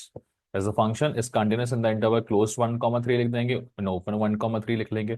निकाल के आपको दिखा दिया मैंने किस तरीके से हम टेस्टिंग कर सकते हैं इसकी, और फिर ये चीज हम लिख लेंगे। इसके बाद की स्टेप्स बहुत ईजी रहती है हमारी। चलो फटाफट शुरू करते हैं। सो a की वैल्यू कितनी है, a इज इक्वल टू 1 है। b की वैल्यू कितनी है, b इज इक्वल टू 3 है। वैसे ही अगर मैं f ऑफ x के बारे में देखूँ तो f of x is equal to x+1/x, correct. यहाँ से देखते हैं गाइस फटाफट से f ऑफ b की वैल्यू कितनी हो जाएगी। सो 3 डालोगे तो 3+1/3, 3 3 9 +1 is 10/3, correct. f of a की वैल्यू निकालते हैं फटाफट से। सो यहाँ पे 1 रखेंगे, 1+1/2, सो नो सॉरी 1+1/1, सो 1+1 कितना हो गया, 2 हो गया। ये चीजें निकल चुकी हैं हमारी, है ना। इसके बाद एफ डैश ऑफ सी के पीछे पढ़ना है हम, तो उठा लेंगे, एफ ऑफ एक्स के पीछे पढ़ेंगे। F of x is nothing but x+1/x। यहाँ से आई can simply write the value of F dash of x, इसका डिफरेंशिएशन हो जाएगा 1, ये हो जाएगा -1/x², करेक्ट। अब मुझे चाहिए F dash of C, so I can simply put the value of x is equal to c। This becomes 1 -1/c²। F dash of C भी मिल चुका है। ये जो बचा हुआ पार्ट था इसको कैलकुलेट कर लेते हैं आपके लिए, है ना। और करते टाइम आप ध्यान रखेंगे कि आपको ये मेंशन कर देना है कि by Lagrange's mean value theorem, है ना। By LMVT we can simply say that F dash of C, मतलब ये वाली जो वैल्यू है which is nothing but 1 -1/c² is actually equal to F of B minus F of A by B minus A. F of B क्या है भाई साहब आपका, this is 10/3 minus F of A कितना है आपका 2 divided by 3 - 1 b - a। Correct. ये लिख लो कितना होगा, 3 × 2 = 6, सो 10 - 6 कितना हो जाएगा 4, डिवाइडेड बाय 3 ऊपर की तरफ, नीचे 3 - 1 = 2। ओके, तो डिनोमिनेटर डिनोमिनेटर मल्टीप्लाई हो जाते हैं, बेसिक मैथमेटिकल चीजें हैं, right. So this is gonna be equal to 4 divided by 3 × 2 = 6। जैसे हम और अच्छे से मॉडिफाई करके भी लिख सकते हैं, 1 - 1/c² इज इक्वल टू 2 से कटेगा, सो 2 × 2 = 4, 2 × 3 = 6, 2/3 हो गया। ठीक है, प्लीज अब ये मत पूछना कि ये कहाँ से आया, वरना इतनी मैथमेटिक्स में भी अगर गड़बड़ करोगे तो फिर तो हो गया काम तुम्हारा। ठीक है, बेसिक चीजें प्रैक्टिस करना है। ठीक है ना, इसको नीचे ले लेते हैं, 1 - 2/3 है ना, ये लेफ्ट में आ गया, ये क्या 1/c² राइट में। ओके, 3 × 1 = 3 - 2, तो ये हो जाएगा 1/3। ओके, सो देयरफॉर आप एक दूसरे कलर से लिख देते हैं हम आपके लिए यहाँ पे। ओके, सो 1 - 2/3 कितना होगा, 3 - 2 1/3, so this is 1/3 is equal to 1/c²। Numerator same है तो डिनोमिनेटर सेम हो जाएंगे, तो we can write c² is equal to 3, therefore c is equal to +or - √3। ये स्टेप थोड़ी सी इंपॉर्टेंट है, ध्यान रखिएगा, क्योंकि जब भी आप दोनों साइड में स्क्वायर रूट लेके करते हैं तो +√3 भी हो सकता है और -√3 भी हो सकता है ना। तो c के मुझे दो वैल्यूज मिल रहे हैं, एक वैल्यू मुझे मिल रहा है c इज इक्वल टू √3, और दूसरा वैल्यू मिल रहा है मुझे c इज इक्वल टू -√3। मुझे कौन सा लेना है? अगर ये दोनों के दोनों वैल्यूज मेरे रीजन में लाई करते हैं 1 से लेकर 3 के बीच में, तो मुझे दोनों कंसिडर करने पड़ेंगे, जैसे पिछले वाले क्वेश्चन में हो रहे थे। बट फॉर्चुनेटली ये माइनस वाला नंबर इस रेंज में लाई नहीं करता है, मतलब ये मेरे काम का नहीं है। तो मैं सिर्फ और सिर्फ एक ही वैल्यू को कंसिडर करूंगा, जो कि c इज इक्वल टू √3 है मेरी। I can skip this particular value. ठीक है, ये होने के बाद आगे की स्टेप आप जानते हो जो c की होती है वैल्यू, वही आपके x की वैल्यू होती है, करेक्ट। तो आप सिंपली बोल दोगे कि c इज इक्वल टू √3 है, मतलब देयर फॉर मेरा x is also equal to √3। x की वैल्यू निकल गई तो y की वैल्यू कैसे निकलती है? कुछ नहीं है भाई, जो भी x है उसको आप यहाँ डाल दीजिएगा, तो √3 + 1/√3, तो y इज इक्वल टू, यहाँ कैलकुलेट कर देते हैं आपके लिए, √3 + 1/√3। ओके, ये क्रॉस मल्टीप्लाई होगा तो 3 + 1 4/√3, सो y की value is gonna be equal to 4/√3। Okay, basic है ना, ये क्रॉस होकर ऐड हो जाता है, वो डिवाइड हो जाता है। ओके, सो मुझे पॉइंट निकाल के दिखाना था, पॉइंट भी आ चुका है वैसे यहाँ पॉइंट निकालने के बारे में उसने मेंशन किया नहीं था, सिर्फ वेरीफाई करने के लिए बोला था।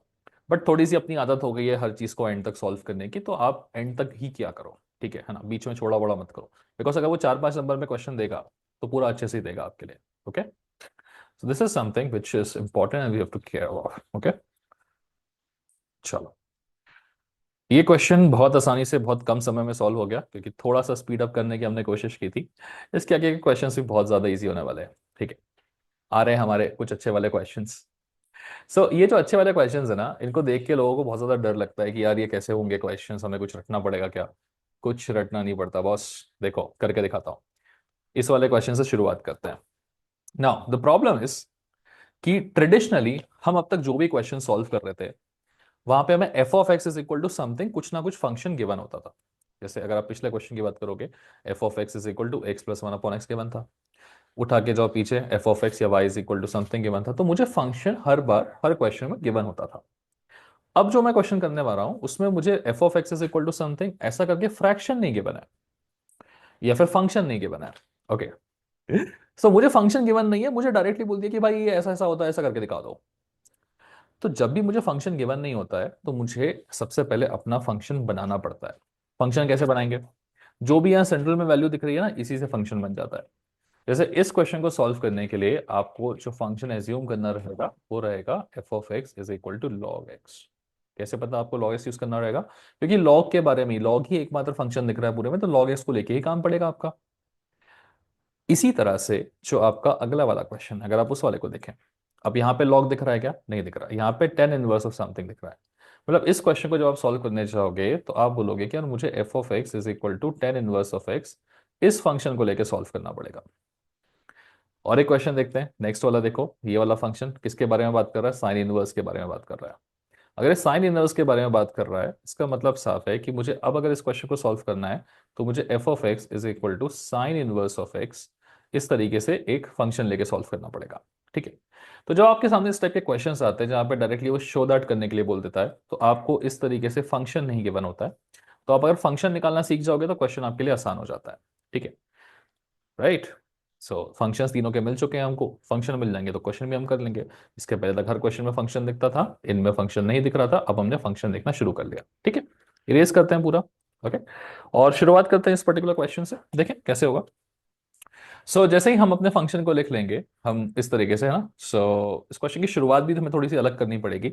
आ, हो सकता है ये क्वांटिन्यूटी डिफरेंशियबिलिटी डायरेक्टली हम ना लिख पाए इस क्वेश्चन में। ठीक है, तो मैं क्या करता हूँ ना, इसको थोड़ा सा आपके लिए इरेज कर देता हूँ। ठीक है, just give me a second, क्योंकि इस क्वेश्चन की स्टार्टिंग कैसे करनी है वो जरा थोड़ा सा आपको पता होनी चाहिए। ओके, तो अब हम क्या बोलेंगे भाई, जब इस क्वेश्चन को सॉल्व करना है सबसे पहले हम क्या करेंगे, इसको प्रूफ करना है। प्रूफ करने के लिए हम बोलेंगे, यहां से आपका सॉल्यूशन शुरू होता है। In the solution let F of x, जो भी हम फंक्शन यूज कर रहे हैं, इज इक्वल टू क्या है, लॉग है यहाँ पे, सो लॉग ऑफ एक्स। ठीक है, तो फंक्शन हमने f of x is equal to log of x ले लिया। इसकी लिमिट क्या रहेगी, जो भी आपको लिमिट दी हुई है एज पर द क्वेश्चन आपको वो लेनी पड़ती है। यहाँ पे आपको कुछ लिमिट दे रखी है क्या, नहीं दे रखी है। ठीक है, अगर लिमिट्स आपको नहीं दे रखी है तो थोड़ी सी प्रॉब्लमेटिक सिचुएशन आपके लिए हो सकती है, तो क्वेश्चन को ध्यान से पढ़ो। ठीक है, लिमिट्स आपको कहीं ना कहीं किसी ना किसी तरीके से दी रहती है। अब यहाँ पे कुछ मिस हुआ है कि नहीं उसको एक बार चेक करते हैं, चलो। बेसिकली यहाँ पे एक ही चीज मिस हुई है कि हमने लिमिट्स नहीं डाल रखी है। तो लिमिट्स कहाँ से आएगी, देखो क्वेश्चन में देखना पड़ता है आपको, मुझे बी और ए गिवन है, बी और ए के अलावा कुछ भी नहीं गिवन है, मतलब मेरी लिमिट्स भी बी और ए के यूज से ही आनी चाहिए। ठीक है, प्लस मुझे ये भी बोला गया कि बी और ए जो है वो दोनों ही जीरो से बड़े हैं। मतलब मुझे जो फंक्शन लेना है F of x is equal to log x, मुझे उसको लिमिट कहाँ से कहाँ तक लेनी पड़ेगी, ए से लेके बी तक। अच्छा, अब आपके दिमाग में ये भी सवाल आ सकता है कि आपने ए से लेके बी तक क्यों लिया, आपके पास बी और ए के बने तो आप बी से लेके ए तक भी लिमिट ले सकते थे। लिमिट हमेशा छोटे वैल्यू से बड़े वैल्यू तक ली जाती है, तो बी एक बड़ी वैल्यू है इसलिए हम इसको नहीं ले सकते थे। ठीक है, लिमिट आ गई आपकी छोटी वैल्यू से लेके बड़ी वैल्यू तक की। ओके, समझ में आ रहा है। हमारा काम क्या होता है, सबसे पहले फंक्शन देखो, फंक्शन देख के f of x is equal to function लिखो।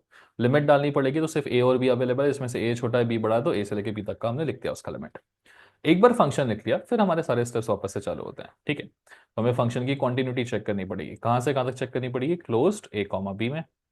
हमें फिर नेक्स्ट स्टेप में फंक्शन की डिफरेंशिएबिलिटी चेक करनी पड़ेगी, कहां से कहां तक चेक करनी पड़ेगी, ओपन ए कॉमा बी में डिफरेंशिएबिलिटी, करेक्ट है ना। और अगर ये दोनों चीजें हो जाती है, कंटिन्यूस एंड डिफरेंशिएबल हो जाता है, सो देयरफॉर हम बोल देंगे कि there exist C in the range of open A comma b, है ना, सच दैट आपका F dash of C is equal to क्या होता था हमारा, बड़ा सिंपल होता था, F of B minus F of A divided by B minus A. Correct, बोल देंगे ना, बिल्कुल बोल देंगे। चलिए देखते हैं कॉन्टिन्यूटी है क्या।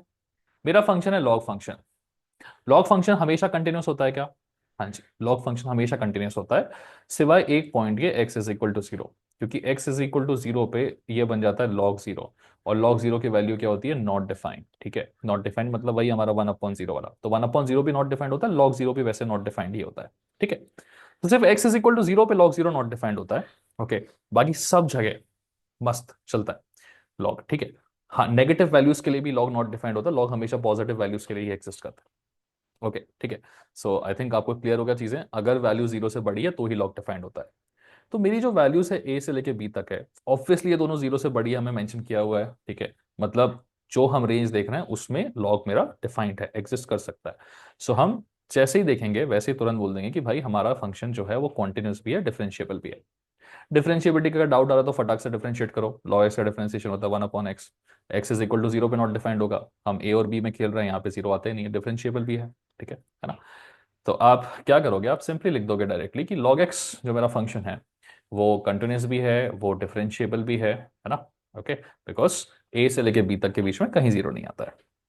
एक बार हमने ये चीज लिख दी, उसके बाद C in A comma B such that F dash of C is equal to this करना है। चलो करते हैं भाई साहब। ठीक है, तो हमारा जो फंक्शन है F of x that is basically equal to log x. Okay, तो हम अगर यहाँ पे एफ ऑफ बी निकालने की कोशिश करते हैं तो ए और बी क्या थे बताइएगा जरा। तो ए इज इक्वल टू आपका ए ही है, यहाँ पे B is equal to B ही है तो एफ ऑफ बी मतलब हो गया हमारा लॉग ऑफ बी। ठीक है, और वैसे ही एफ ऑफ ए हो गया हमारा क्या, लॉग ऑफ ए। ओके, तो अब अगला जो स्टेप है हमारा, उसमें हमें चीजें थोड़ी थोड़ी करते रहेंगे। ठीक है, चलिए करते हैं, आगे बढ़ते हैं। अगला स्टेप क्या होता है, हमें एफ डैश ऑफ सी देखना पड़ेगा। ठीक है, हम जान रहे हैं कि मेरा जो एफ ऑफ एक्स है दैट इज इक्वल टू क्या है, लॉग ऑफ एक्स है, करेक्ट।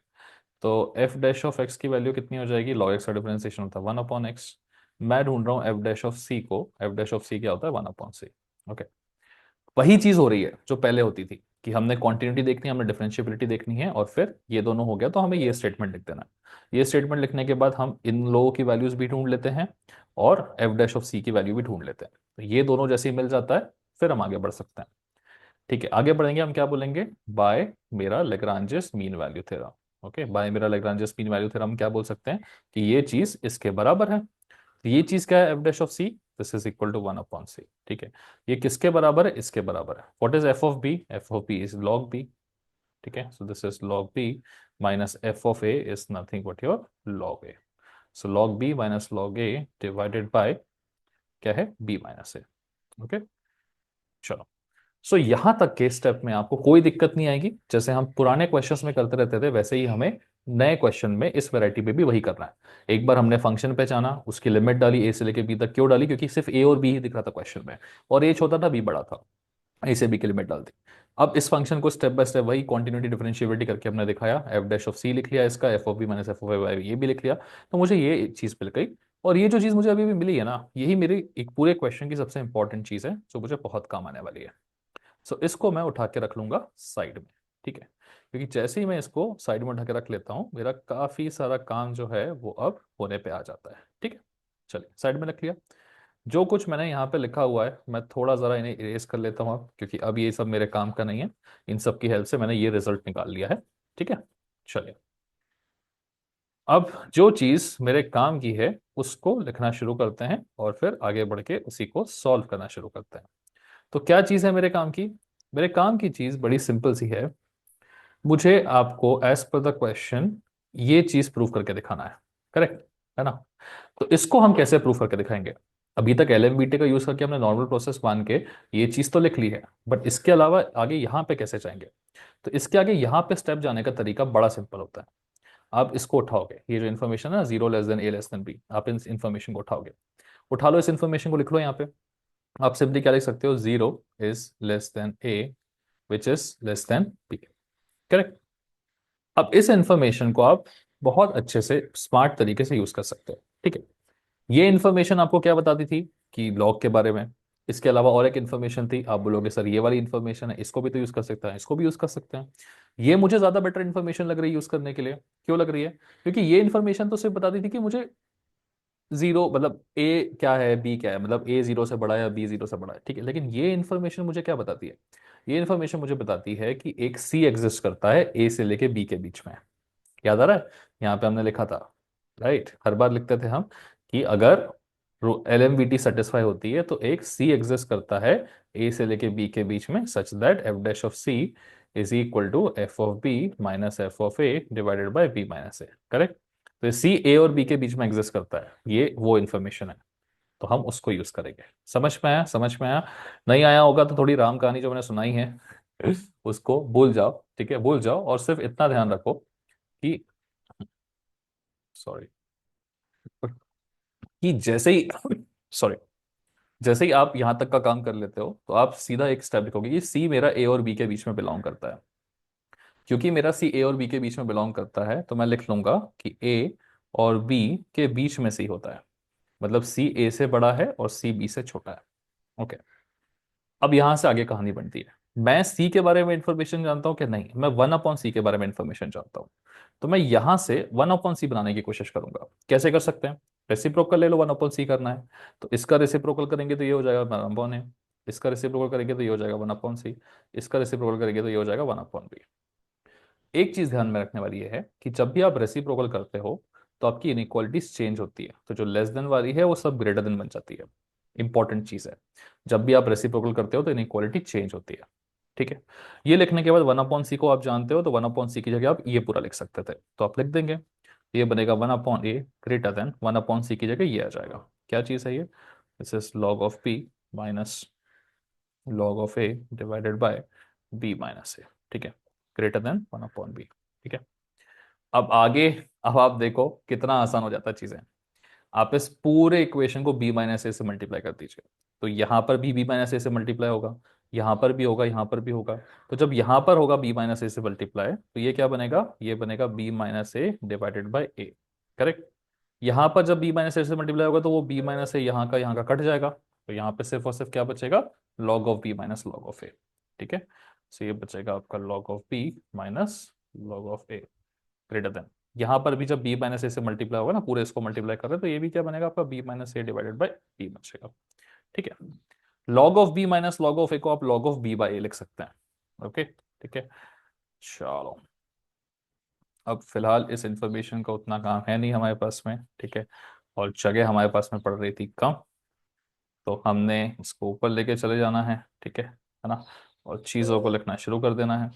तो इसको हम लिख सकते हैं log of b minus log of a can be written as log of b by a। क्यों, प्रॉपर्टी होती है log की। ठीक है, this is b minus a divided by a greater than this greater than b minus a divided by b। अब वो चाहता है कि हम ग्रेटर देन के फॉर्म में ना लिख के दिखाएं, लेस देन के फॉर्म में लिख के दिखाएं। मतलब ये सबसे छोटा वाला सबसे लेफ्ट में आना चाहिए। हाँ जी भाई साहब, लिख देते हैं b minus A divided by b. आप ऐसे लिखो चाहे ऐसे लिखो, बात तो वही पड़ती है ना। इसको पहले लिखना है तो फिर लेस देन बन जाएगा ये। ठीक है, so this is log of p by A which is less than b minus A divided by A. ये चीज आपको लिख के दिखानी थी। ओके, सो कुछ भी याद नहीं करना रहता है, बस इस टाइप के क्वेश्चन में आपको ध्यान के रखना है कि सबसे पहले फंक्शन लिखना है। फंक्शन लिख लो और उसकी लिमिट लिख लो। एक बार लिख लिया, उसके बाद आप आराम से इसको जब आप कॉन्टिन्यूस डिफरेंशिएबल दिखा दोगे तो आप एफ डैश ऑफ सी निकालने जाओगे, एफ डैश ऑफ सी निकालोगे तो आपको मिलेगा F dash of C solve करते time 1/c is equal to something something. ठीक है ना, क्या मिलता है आपको, log of b minus log of a divided by b minus a। ये जैसे ही आपको मिल जाता है, उसके बाद आप बोलोगे यार जो मेरा सी है वो हमेशा ए और बी के बीच में लाया करता था, तो मैंने ये स्टेप लिख ली। अभी ये स्टेप से मुझे ये स्टेप तक पहुंचना था, तो रेसिप्रोकल किया, रेसिप्रोकल करने से इक्वालिटी चेंज हो गई, फिर मैं आगे पीछे करता रहा। ये बी माइनस से मुझे ट्रबल कर रहा था, पूरे इसको मल्टीप्लाई कर दिया। ये हो गया, ये हो गया, ये हो गया, ये हो गया, खत्म। 2-3 बार इस क्वेश्चन को प्रैक्टिस करना, हो जाएगा काम। ओके, सो आई होप चीजें आपको समझ में आ रही होंगी, काम आपका बनते चल रहा होगा। आगे बढ़ते हैं and let's have a look at the next question. ठीक है, सो जब आप अब अगले सवाल को देखेंगे, सो यू विल रियलाइज कि ये वाला क्वेश्चन भी बिल्कुल डिफिकल्ट नहीं होने वाला है आपके लिए। ठीक है ना।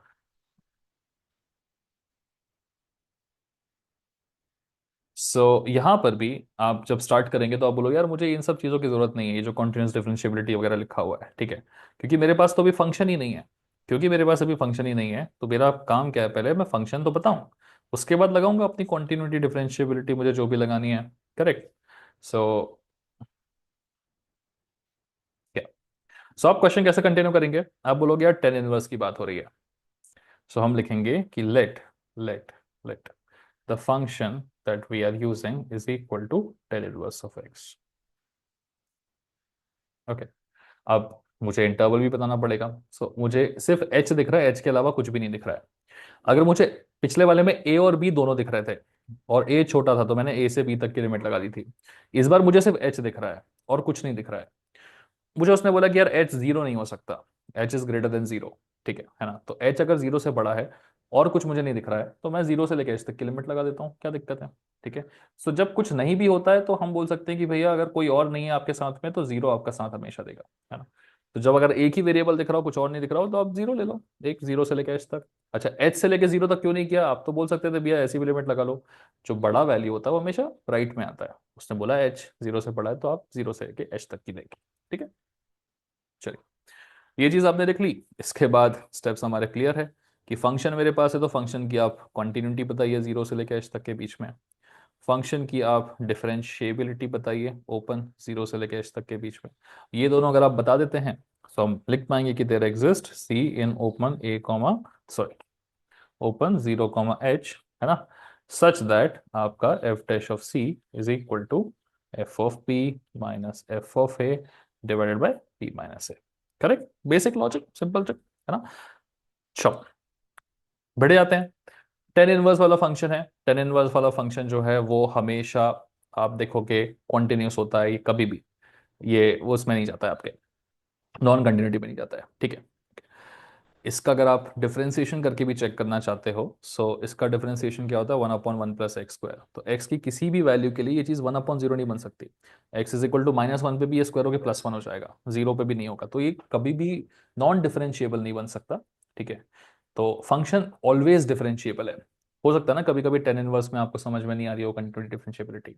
तो जब भी समझ में नहीं आती है कि कंटिन्यूटी है या नहीं है, डिफरेंशिएबिलिटी है या नहीं है, हमेशा डिफरेंशिएबिलिटी चेक करा करो। कैसे? डिफरेंशिएट करके। टेन इनवर्स का डिफरेंशिएशन क्या होता है? 1/1 + x²। ये चीज कभी भी 1/0 बन सकती है क्या? नहीं बन सकती। मतलब ये कभी भी नॉन डिफरेंशिएबल नहीं हो सकता। जो चीज डिफरेंशिएबल रहेगी वो हमेशा कॉन्टिन्यूस रहेगी। Because it is differentiable it will always be continuous. हो गया काम आपका। सो फंक्शन को हमने बता दिया है कि फंक्शन हमेशा डिफरेंशिएबल है, that's why it is also continuous. Okay, एक बार कॉन्टिन्यू डिफरेंशिएबिलिटी शो कर ली, बस अब एफ डैश ऑफ सी और इन सब के चक्कर में पड़ जाना है पीछे पीछे। करेक्ट। चलो शुरू करते हैं। तो हमारा जो एफ ऑफ एक्स है दैट इज इक्वल टू कितना है? Tan inverse of x. ठीक है। एफ ऑफ बी निकालते हैं। चलिए, बी क्या है मेरे पास? जीरो से लेकर एच तक है, बी मेरा एच है। F of B is basically F of H. F of H is gonna be equal to tan inverse of H. ठीक है। एफ ऑफ ए निकाल लेते हैं। चलिए, F of A is nothing but my A की value कितनी है? Zero है। So this is equal to tan inverse of zero. Okay, tan inverse of zero कितना होता है? जीरो ही होता है। ठीक है। तो F of H, F of B आ चुका है, एफ ऑफ ए आ चुका है। ओके, इसके बाद अगली स्टेप जो होती है वो बढ़िया बड़ी सिंपल सी स्टेप होती है हमारे लिए, है ना? क्या करना होता है हमें? बस एफ डैश को लिखना पड़ता है। Okay, so F of x is equal to, sorry इसे हम पर्पल में लिखते थे, पर्पल ब्लू जो भी है ये। Okay, so F of x is equal to क्या है मेरा? Tan inverse of x. F dash of x लिख लें? हाँ जी, चलिए लिख लेते हैं। एफ डैश ऑफ एक्स क्या होगा? 1/1 + x²। ओके, ठीक है। अब क्या करें? एक्स नहीं, मुझे एफ ऑफ सी बताना पड़ता था, सो हम लिख लेंगे 1/1 + c²। ये लीजिए, f dash of c p आपका आ गया। ठीक है। अब क्या करें? ये दोनों को इक्वल कराना है, और कैसे कराना है? By L M B T, इन दोनों को इक्वल कराना है। ठीक है। तो आज अब वही चीजें हैं, वही स्टेप्स है गाइस, जो हम हमेशा करते आए हैं। We just have to keep following those steps. Okay, ये सेट है यहाँ पे, कहीं लिख देते हैं इसको। ठीक है, चलो आओ। या F dash of C is equal to this. F dash of C कितना है? 1/1 + c²। हम लिख देंगे यहाँ पे by my Lagrange's mean value theorem. ठीक है। So by L M V T हम सिंपली यहाँ लिख सकते हैं जो एफ डैश ऑफ सी है। ठीक है, मतलब 1/1 + c²। This is equal to कितना? F of P minus F of A. F of P is nothing but my tan inverse of H minus F of A. F of A कितना है? Zero, divided by B minus A. B कितना है मेरा? H, और ए कितना है? ठीक है। तो जीरो जीरो हटा दो, जरूरत क्या है इनकी? So tan inverse of H divided by H आ जा रहा है मेरे पास। ठीक है, बहुत ही आसानी से हमें ये एक चीज मिल गई, और यही सबसे इंपॉर्टेंट चीज होती है इस वाले वैरायटी ऑफ क्वेश्चन की। ठीक है, चलेगा। सो ये उठा लिया हमने, साइड में रख दिया, और इसको साइड में रखने के बाद ही हमारी आगे की कहानी चलेगी।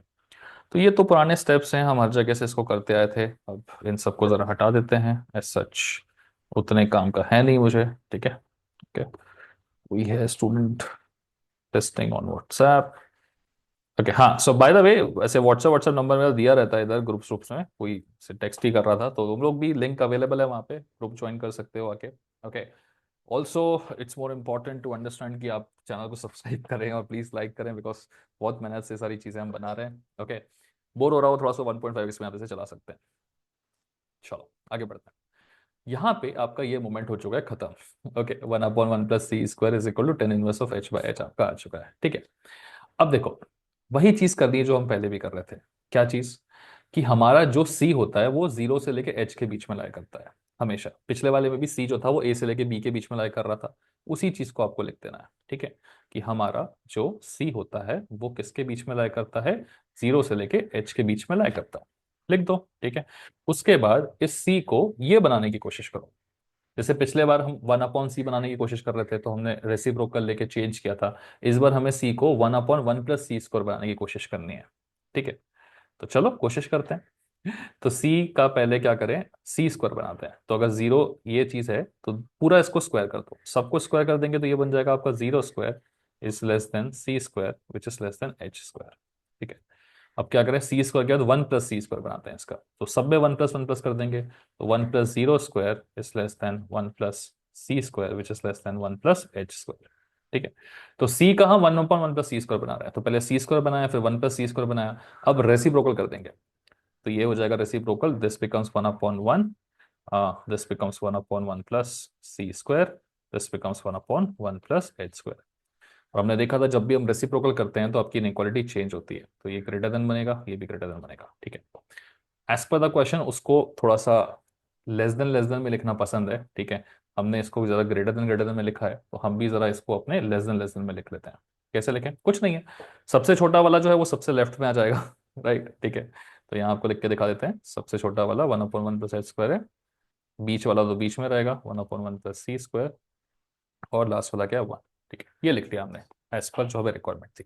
ओके, अब क्या करें, सिंपल है, जिसके पीछे आप पड़े हुए थे उसकी वैल्यू क्या होती है, उसकी वैल्यू होती है ये, तो इसकी जगह पे ये लिख देना है, बस काम खत्म, ठीक है। चलो लिख के दें आपको, आइए लिख के दे देते हैं ये चीज। आई होप आपको समझ में आ रहा होगा, इसके स्टेप्स बिल्कुल भी कॉम्प्लिकेटेड नहीं होते हैं गाइस, ठीक है ना। बस स्टेप बाय स्टेप आपको चलते जाना रहता है, क्वेश्चन में जो चीज़ है उसको बनाते रहना पड़ता है, ठीक है। तो आ जाएंगे हम हमारे 1/1 प्लस एच स्क्वायर, और इसकी जगह पे हम क्या लिख सकते हैं, tan inverse of H by H, ठीक है। So this is ten inverse of H divided by H less than 1। मुझे ये चीज चाहिए थी जिसमें टेन इनवर्स के नीचे कुछ ना हो, तो मैं इस पूरे को एच से मल्टीप्लाई कर देता हूँ तो टेन इनवर्स का कट जाएगा। तो पूरे को एच से मल्टीप्लाई करूंगा तो इसके न्यूमरेटर में क्या आ जाएगा, H. So H upon 1 plus h square is less then, H cut गया, तो यह क्या आएगा, ten inverse of H which is less then H, ठीक है। सो ये हो चुका है आपका फाइनल रिक्वायरमेंट, ठीक है। सो रो एलएमवीटी फाइंड करके हम इसको निकालेंगे, इसको निकालने का अगली स्टेप बड़ी सिंपल होती है, जो भी हमारी लिमिट्स होती है उन दोनों के बीच में ही सी लाई करेगा, तो उन दोनों के बीच में हम सी को लिख देते हैं। उसके बाद आगे बढ़ते बढ़ते सी को हम 1+c² 1/1+c² बनाने की कोशिश करते हैं, और काम हमारा हो जाता है। जैसे ही वो 1/1+c² बन जाता है, उसकी जगह पे हम अपनी ये वाली वैल्यू डाल देते हैं।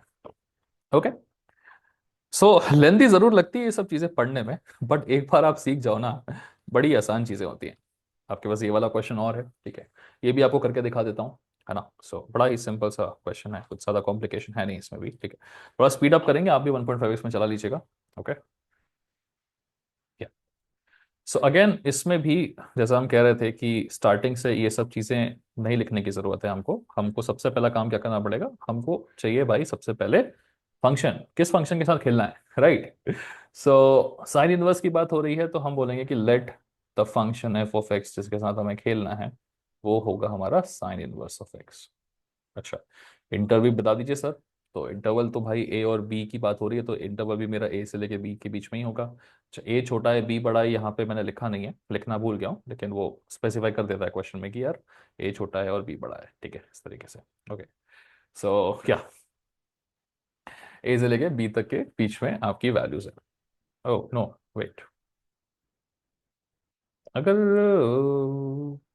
हाँ अगर बी बड़ा है तो बी स्क्वायर और बड़ा हो जाएगा -b², हाँ ठीक है, सही, ए से लेके बी तक। चलो, ओके, हाँ सो स्टेप वही है यार, सबसे पहले हमें एलएमवीटी में कंटिन्यूटी चेक करनी पड़ती है, कहाँ से कहाँ तक, क्लोज्ड ए कॉमा बी तक, ठीक है। 1.5 चला लो, बोरे हो रहे हो तो ठीक है, या ऐसे आगे आगे बढ़ते जाओ। डिफरेंशिएबिलिटी मुझे चेक करनी पड़ती है ओपन ए कॉमा बी तक, राइट, ठीक है। ये दोनों चीज़ें चेक हो जाती है तो हम बोल सकते हैं कि ठीक है भाई, गेम खेल लेंगे आगे, ठीक है। सो अब आप अगर डायरेक्टली इसको बोलोगे कि हम कंटिन्यूस है क्या, बोल पाएंगे क्या, हम डायरेक्टली इसको कंटिन्यूस है क्या नहीं बोल सकते, ठीक है। सो ओप्स, सो हम डायरेक्टली यहाँ पे नहीं बोल सकते कि ये फंक्शन कॉन्टिन्यूस है या नहीं है। क्यों नहीं बोल सकते, साइन इनवर्स के बारे में हमें ज्यादा जानकारी नहीं है, ठीक है। साइन एक्स होता तो हम बोल देते कंटिन्यूस है। जब भी किसी के बारे में जानकारी नहीं हो तो हम उसकी डिफरेंशिएबिलिटी चेक करते हैं, ठीक है। सो डिफरेंशिएट करेंगे तो क्या होगा, साइन इनवर्स एक्स का डिफरेंशिएशन कितना होता है, 1/√(1 - x²), ये होता है डिफरेंशिएशन साइन इनवर्स एक्स का। अब इस डिफरेंशिएशन को देखिए, ये डिफरेंशिएशन कभी भी 1/0 बन सकता है क्या, बन सकता है, कब, x इज इक्वल टू 0 पे। जीरो के अलावा और कहीं पर भी ये 1/0 नहीं बन सकता, मतलब जीरो पे ही आपकी ये जो है वो डिफरेंशिएबिलिटी नहीं होगी, बाकी सब जगह वो डिफरेंशिएबल कंटिन्यूस सब कुछ होगा, ठीक है। इस क्वेश्चन को थोड़ा सा अधूरा लिखा हुआ है मैंने, तो इसे पूरा कर देता हूं मैं आपके लिए, ठीक है। एक्चुअल में ये क्वेश्चन जो है उसके आगे ये स्टेप आपको लिखी मिलेगी, 0 a b, तो ए और बी जो आप देखेंगे वो जीरो से बड़े में ही देखेंगे, लिखना रह गया था अभी लिख दे रहा हूँ, ठीक है, टेंशन नहीं लेने का, सब चीज सही है, ठीक है। तो जीरो पे ही इसकी डिफरेंशिएबिलिटी कट होती है, बाकी सब जगह डिफरेंशिएबल है। हम ए से बी के बीच में देख रहे हैं जो कि दोनों जीरो से बड़े हैं, तो ये डिफरेंशिएबल रहेगा ए से बी के बीच में। और जो चीज डिफरेंशिएबल है वो हमेशा कॉन्टिन्यूस भी होती है, तो हो गया ये कॉन्टिन्यूस एंड डिफरेंशिएबल दोनों। ठीक है, जैसे ही हमने दिखा दिया अपना कि कॉन्टिन्यूटी डिफरेंशिएबिलिटी दोनों है, आगे बढ़ जाएंगे हम अपनी चीजों में। हमें निकालना है सी भाई साहब को, कि there exist c in the open interval a comma B such that F dash of C is gonna be equal to F of B minus F of A divided by B minus a. Simple चीज, right. चलिए शुरू करते हैं। सो ए की value ए है, B की value B है। So F of B और एफ ऑफ ए निकालना बड़ा इजी होगा। सो एफ ऑफ एक्स था हमारा क्या, साइन इनवर्स ऑफ एक्स। इसी हिसाब से एफ ऑफ बी अगर हम निकालेंगे तो ये हो जाएगा कितना, साइन इनवर्स ऑफ बी। वैसे ही अगर एफ ऑफ ए आप निकालने जाओगे तो इसकी वैल्यू कितनी हो जाएगी, साइन इनवर्स ऑफ ए। ठीक है, एफ ऑफ ए लिख लिया, एफ ऑफ बी लिख लिया, बी पता है, ए पता है, एफ डैश ये लिखने का रह गया, इसे लिख लेते हैं। सो एफ डैश कैसे निकलेगा, वही स्टेप जो हर बार कर रहे थे। एफ ऑफ एक्स क्या है मेरा, f of x is sine inverse of x. So F dash of x इसका डिफरेंशिएशन कितना होता है, 1 upon under root of 1 minus x square. Okay, मुझे चाहिए F dash of C. So F dash of C is equal to कितना होता है, 1 upon under root of x की जगह पे क्या आ जाएगा, सी हो जाएगा। बस ये भी लिख लिया। हाँ जी, ये भी लिख लिया, ये भी लिख लिया। ये दोनों लिखने के बाद में हम सीधे ग्रीन कलर में आ जाते हैं। और ग्रीन कलर में क्या लिखते हैं हम, कि हमें एलएमवीटी ने क्या सिखाया था, हमें एलएमवीटी ने सिखाया था by Lagrange mean value theorem कि ये दोनों बराबर होते हैं। तो ये चीज हमने उठाई एलएमवीटी के हिसाब से, 1 upon under root of 1 minus C square is equal to, ये इसके बराबर होगा F of B minus F of A. F of B क्या है मेरा, sine inverse of B. F of A कितना है, साइन इनवर्स ऑफ ए। ठीक है, so F of B minus F of A divided by B minus A. Okay, ये हो गया बी माइनस ए, खत्म चीजें। बस अब यहां लिख के छोड़ देना है, यही हमारी सबसे इंपॉर्टेंट चीज होती है इस पर्टिकुलर सवाल के लिए।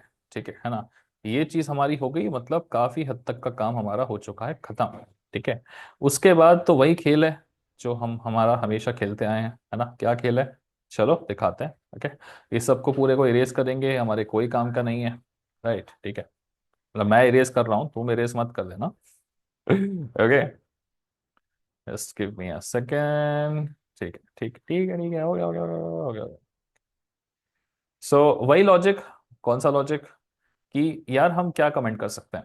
हमारा जो सी होता है ना, वो ए और बी के बीच में लाया करता है, हम जानते हैं। तो हम लिख देंगे कि ए और बी के बीच में कौन आता है, सी आता है। हाँ जी भाई साहब, लिख दो। अब इसी सी को हमें क्या बनाना है, 1 upon under root of 1 minus C square बनाना है। वही प्रोसेस है पूरा, वो अगर बना लोगे तो तुम्हारा काम हो जाएगा, तुम बहुत आसानी से क्वेश्चन को निकाल लोगे। ठीक है, कैसे बनाएंगे, चलो। सबसे पहले जो सी है उसको सी स्क्वायर बनाते हैं। स्क्वायर करने में इनइक्वालिटी कभी चेंज नहीं होती। तो ये हो जाएगा स्क्वायर, तो ए स्क्वायर, ये हो जाएगा मेरा सी स्क्वायर, ये हो जाएगा बी स्क्वायर। अब माइनस सी स्क्वायर करना, तो हमें इस पूरे को नेगेटिव से मल्टीप्लाई करना पड़ेगा। कर देते हैं, तो नेगेटिव से मल्टीप्लाई करेंगे तो ये बनेगा माइनस ए स्क्वायर, ये बनेगा माइनस सी स्क्वायर, ये बनेगा माइनस बी स्क्वायर। जब भी आप नेगेटिव नंबर से मल्टीप्लाई करते हो इनइक्वालिटी हमेशा चेंज होती है। इतने बेसिक तो तुम्हें ऑब्वियसली पता होंगे। 3 ग्रेटर देन 2 है मान लो, नेगेटिव नंबर से मल्टीप्लाई करोगे, ये बनता -3, बनता -2, -2 इज मोर देन -3, है ना। तो नेगेटिव नंबर से मल्टीप्लाई करने पे इनइक्वालिटी चेंज होती है। ओके, पता है। अब 1 माइनस सी स्क्वायर मतलब हर जगह +1 +1 करना है, तो इसमें सब जगह +1 +1 करोगे तो इजी है। सो 1 माइनस ए स्क्वायर, 1 माइनस, इसमें कोई इनइक्वालिटी चेंज नहीं होती, है ना, +1 हर जगह ऐड करने पे। ठीक है, अंडर रूट करना है अब। ठीक है, अंडर रूट करने में भी कभी इनइक्वालिटी चेंज नहीं होती, इन सबका अंडर रूट भी आराम से हो जाएगा। ठीक है, कि हर जगह हमने अंडर रूट कर दिया। ओके, सो ये मैं एक ही उसमें लिख के दिखा दिया, आपको एक ही उसमें नहीं लिखना है। आप बेसिकली क्या करोगे, एक स्टेप में ये चीज लिखोगे, ठीक है, फिर दूसरी स्टेप में आप क्या करोगे, सबका अंडर रूट दिखाओगे कि 1 minus C square is greater than, sorry, 1 minus C square से लिखे हुए। ठीक है, बट स्पेस मेरे पास थोड़ी कम रहती है तो मैं यही दिखा रहा हूँ। ठीक है, कि पहले 1 + कर दिया सब जगह, फिर सब जगह आपने अंडर रूट भी कर दिया। ओके, तो काम आपका बढ़िया चल रहा है। ठीक है, अगली वाली स्टेप थोड़ी सी इंपॉर्टेंट है, क्योंकि अब आपको रेसिप्रोकल करना है। रेसिप्रोकल करोगे तो फिर इनइक्वालिटी चेंज होती है। करते हैं, चलो रेसिप्रोकल इसका। ये बनेगा 1 upon under root of 1 minus a square, ये बनेगा 1 upon under root of 1 minus C square, और ये बनेगा 1 upon under root of 1 minus b square. तो अब ऑब्वियसली इनइक्वालिटी चेंज होगी, तो ग्रेटर देन वाले सब वापस लेस देन बन जाएंगे। ये हो गया हमारा काम खत्म। जैसे ही हमने ये वाली चीज को अप्रोच करके बना लिया, तो इसकी जगह पे हम ये वाली वैल्यू डाल देंगे। बस इतना ही है। ठीक है, इस पूरे की जगह पे ये पूरा आ जाएगा, बस कर दो। कर दें? हाँ जी, कर देते हैं। 1 मिनट दे दो, अब भी कर देते हैं।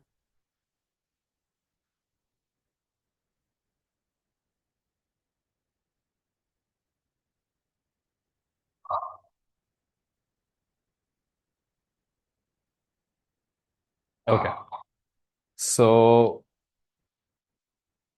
हाँ, हम लिख देंगे this is gonna B 1 / √of 1 - a² is less then, इस पूरे की जगह ये पूरा आ जाएगा। सो this is sine inverse of b minus sign inverse of a divided by b minus a, which is less then last वाला 1/√of 1 - b²। ओके, यही चीज प्रूव करनी थी क्या?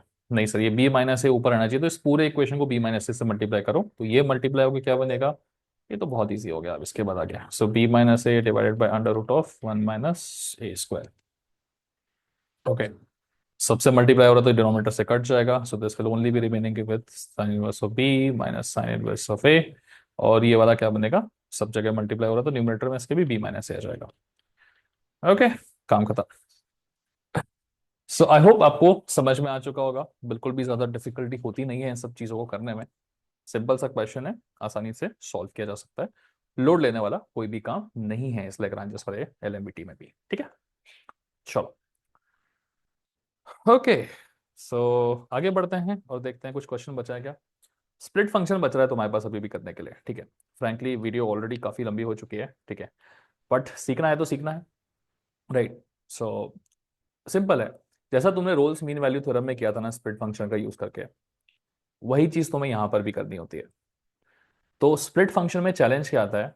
स्प्लिट फंक्शन में एक ही चैलेंज आता है कि हमें जब स्प्लिट फंक्शन में क्वांटिन्यूटी और डिफरेंशिएबिलिटी देखनी पड़ती है, बस वही चैलेंज आता है, ठीक है। और वो भी क्वांटिटी डिफरेंशिएबिलिटी का फोकस हमें कहाँ करना पड़ता है? यहाँ पे करना पड़ता है, ठीक है। अगर हम यहाँ पे कंटिन्यूस और डिफरेंशियल किसी फंक्शन को बना देते हैं, काम खत्म हमारा, इसके बाद कोई कॉम्प्लिकेशन नहीं बचता है, ठीक है। ओके, तो अगर स्प्लिट फंक्शन का क्वेश्चन आता है आपके पास -1 से 3 के बीच में आपको देखना है, आप कुछ मत लीजिएगा लोड, ठीक है। आप सिंपल देखिएगा क्या, कि फंक्शन स्प्लिट फंक्शन में 99% ऑफ द केसेस में आपको ये पॉलिनोमियल देता है, वो ज्यादा कुछ साइन वाइन देगा नहीं। तो सिंपल है, पॉलिनोमियल तो ये भी हमेशा कॉन्टिन्यूस होता है, ये भी हमेशा कॉन्टिन्यूस होता है। बस स्प्लिट फंक्शन होने की वजह से ये चीज ब्रेक हो रही है, तो मुझे 2 पे बस कॉन्टिन्यूटी चेक कर लेनी है, ठीक है। कैसे चेक करेंगे? स्प्लिट फंक्शन में हम 2 के पहले वाले का और 2 के बाद वाले का वैल्यू चेक करते हैं। तो अब हम क्या कर रहे हैं? कॉन्टिन्यूटी चेक कर रहे हैं, ठीक है। स्प्लिट फंक्शन में कॉन्टिन्यूटी चेक करके दिखा रहे हैं। कैसे चेक करेंगे भाई? Limit x tends to 2 minus 2 के जस्ट पहले, तो ये वाला फंक्शन यूज करना पड़ेगा हमें, दिस इज x² - 3x, ठीक है। बस 2 की वैल्यू आप डाल दीजिएगा यहाँ पे, तो ये हो जाएगा 2 × 4 - 6। 4 - 6 कितना होता है? -2। तो ये लेफ्ट साइड लिमिट हो गई 2 के। राइट साइड लिमिट चेक कर लेते हैं। राइट साइड लिमिट के लिए आप बोलोगे limit x tends to 2 plus. अब 2 प्लस के लिए, x greater than 2 के लिए ये फंक्शन होता है, तो ये फंक्शन यूज करना पड़ेगा। सो x³ - 11x + 12, सॉरी, डाल दीजिए x इज इक्वल टू 2, तो कितना हो गया? 2 × 2 = 4, 2 × 8, 8 - 22 + 12, 2 × 4 = 8, 8 - 22 कितना होता है? -14, -14 + 12 कितना होता है? -2 होता है। हाँ चलो, सेम सेम आ गया। सो -2 और -2 सेम आ गया, मतलब आप बोलोगे कि left hand side limit at x is equal to 2 is equal to right hand side limit at x is equal to 2, so therefore the function is continuous. जैसे कंटिन्यूटी चेक की है वैसे ही आप डिफरेंशिएबिलिटी भी चेक कर सकते हैं। कैसे चेक करेंगे? अब आपको जब डिफरेंशिएबिलिटी चेक करनी है, सो उसके लिए आप डिफरेंशिएट करेंगे। सो डिफरेंशिएशन में आप वापस से डालेंगे limit x tends to 2 minus, differentiability की आपको उसका डिफरेंशिएशन लिखना पड़ेगा, तो ये हो जाएगा 2x - 3। कितना होगा? 2 डालोगे तो फिर 2 × 2 = 4 -3 कितना है? -1। चलिए राइट साइड की भी चेक कर लेते हैं डिफरेंशिएबिलिटी के लिए, सेम आ रहा है कि नहीं। Limit x tends to 2 positive, इसका डिफरेंशिएशन कितना होता है? 3x² - 11। डालो 2, 2 × 2 = 4, 3 × 12, 12 - 11 इज इक्वल टू कितना? ओ, ओ सॉरी, यहाँ पे -1 नहीं आएगा, +1 आएगा, ठीक है। 2 डालोगे तो 2 × 4 - 3, 4 - 3 इज +1, ठीक है। यहाँ पे भी +1 आ रहा है, 2 डालोगे तो 2 × 4 = 12 - 11 इज 1। सो ये वाला भी इसके बराबर आ रहा है, मतलब डिफरेंशिएबिलिटी भी आपकी एक्सिस्ट करती है। सो इतना लिख के दिखा देना और बोल देना कि as per the above things the function is continuous as well as differentiable at x is equal to 2। And as it is a polynomial it is also differentiable and continuous in the interval -1, 3। Basic सी अंग्रेजी है जो मैं बोल रहा हूँ, लगे तो लिख लो पेन से उठा के, यही लिख के जाओगे तो भी तुम्हारा काम बन जाता है। ठीक है, बड़ा हो गया वीडियो, बड़ा हो गया काफी। ठीक है, इतना काम हुआ तुम्हारा। उसके बाद में तुम आ जाओ अपने ओरिजिनल काम पे। ठीक है, ओरिजिनल काम क्या है, मुझे सी निकाल के देना है आपको। ठीक है, चलिए भाई साहब दे देते हैं। तो सी और F of B F of A सब कुछ निकालना पड़ेगा आपको। चलिए निकालते हैं, कैसे निकलेगा। फंक्शन एफ ऑफ एक्स है इतना बड़ा, मुझे एफ ऑफ बी निकालना, बी क्या है 3 है। तो पहले देखो ए इज इक्वल टू -1 है और बी इज इक्वल टू क्या है 3 है। तो जब भी आपको 2 से छोटी वाली वैल्यू निकालनी पड़ेगी आप इस फंक्शन का यूज करेंगे, और जब भी आपको 2 से बड़ी वैल्यू निकालनी पड़ेगी आप इस फंक्शन का यूज करेंगे।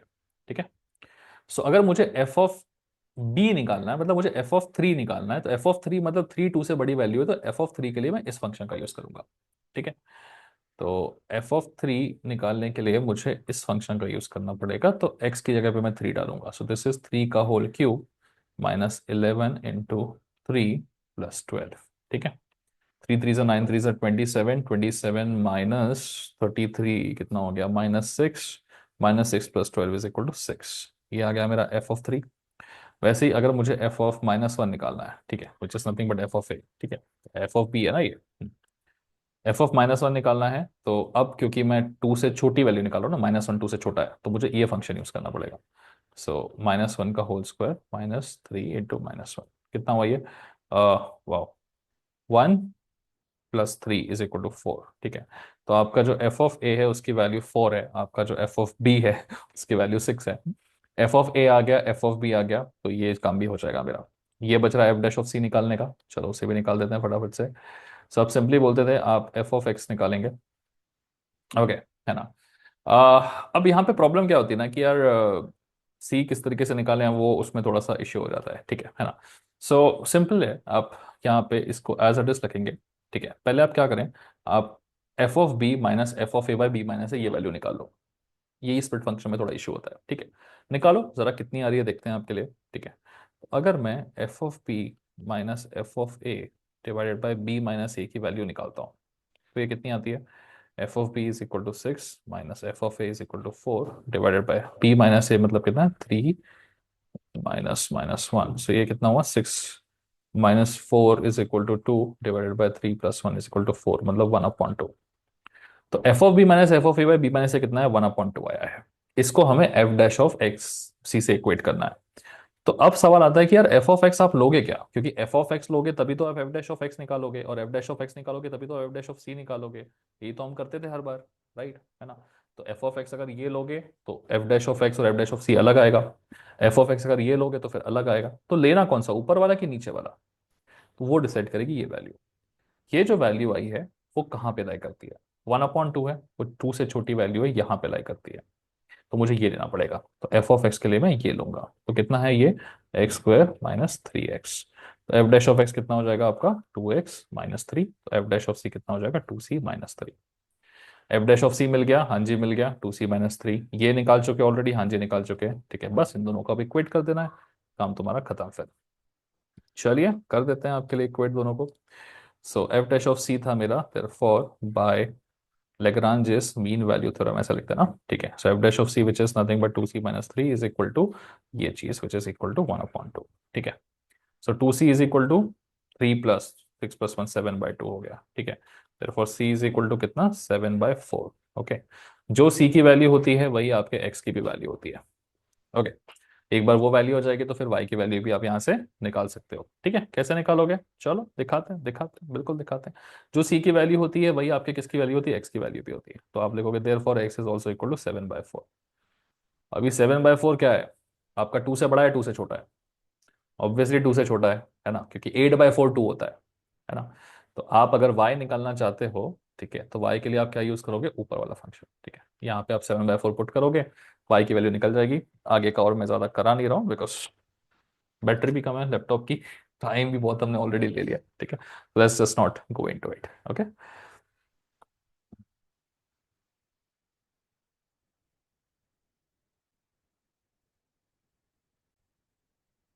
But obviously for the information 7/4 को यहाँ पुटअप कर देना, आंसर निकल जाएगा। यहाँ ही क्यों पुटअप करना है, क्योंकि x <= 2 है ना, तो वहां पे वो वैलिड करता है। एक क्वेश्चन और था आपके बुक का, बट जितना मैंने सिखाया उसके बाद अगर आप अपनी बुक खोलोगे तो ये क्वेश्चन आपको बिल्कुल भी दिक्कत नहीं करने वाला है, ठीक है। मुझे जितना पता है इस क्वेश्चन के बारे में, ये डिफरेंशिएबल भी नहीं है मेरे ख्याल से, ठीक है ना। तो ज़्यादा लोड मत लेना, नॉन डिफरेंशिएबिलिटी की वजह से ये क्वेश्चन रिजेक्ट हो जाएगा आपका, ठीक है ना। तो डिफरेंशिएबल लग नहीं रहा है मेरे को ये फंक्शन, ओके, बट स्टिल करना है तो करके दिखा देते हैं थोड़ा सा। कंटिन्यूटी चेक करोगे तो x कम होगा आपका, तो लेफ्ट हैंड साइड लिमिट क्या होगी आपकी, 4 डालोगे, 4 4 16 + 9 25, मतलब आपको left hand limit. Right hand limit के लिए वापस से 4 डालोगे यहाँ पे, तो 4 - 1 - 1 + 1 6 - 1 = 5। तो लिमिट एक्सटेंड्स टू 4 - b5 आ रहा है, लिमिट एक्सटेंड्स टू 4 + b5 आ रहा है। डिफरेंशिएबिलिटी चेक करना है तो उसको डिफरेंशिएट करके चेक करना पड़ेगा। एक बार ऊपर वाले को डिफरेंशिएट कर लो। आ, सिंपल है, दिखा देता हूँ फटाक से। लिमिट एक्सटेंस, जब तक सब्सक्राइब और लाइक पे क्लिक कर दो यार, इतना मेहनत से बनाया है। Limit x tends to 4 minus, differentiation कितना होगा इसका, ये हो जाएगा 2x डिवाइडेड बाय √1/2 होता है ना, 1/2 √(x²+9) ऊपर का 2x, ठीक है। 4 पुट अप करोगे तो ये हो जाएगा आपका 4 डिवाइडेड बाय 16 + 9 = 5, ठीक है।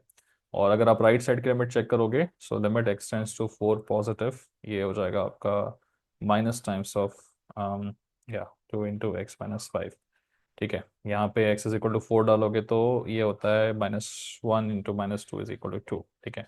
सो आपका डिफरेंशिएबिलिटी के लिए जो लेफ्ट साइड का लिमिट है वो राइट साइड के लिमिट के बराबर नहीं है, इसलिए फंक्शन डिफरेंशिएबल नहीं है, ठीक है।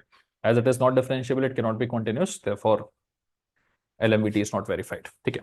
तो जो ये मैंने अभी भी चीज की है ऊपर ऊपर से, अगर ये समझ में नहीं आई है आपको तो आपको थोड़ा सा और पिछले वाले क्वेश्चन को ग्रिल करने की जरूरत है, स्टेप्स को।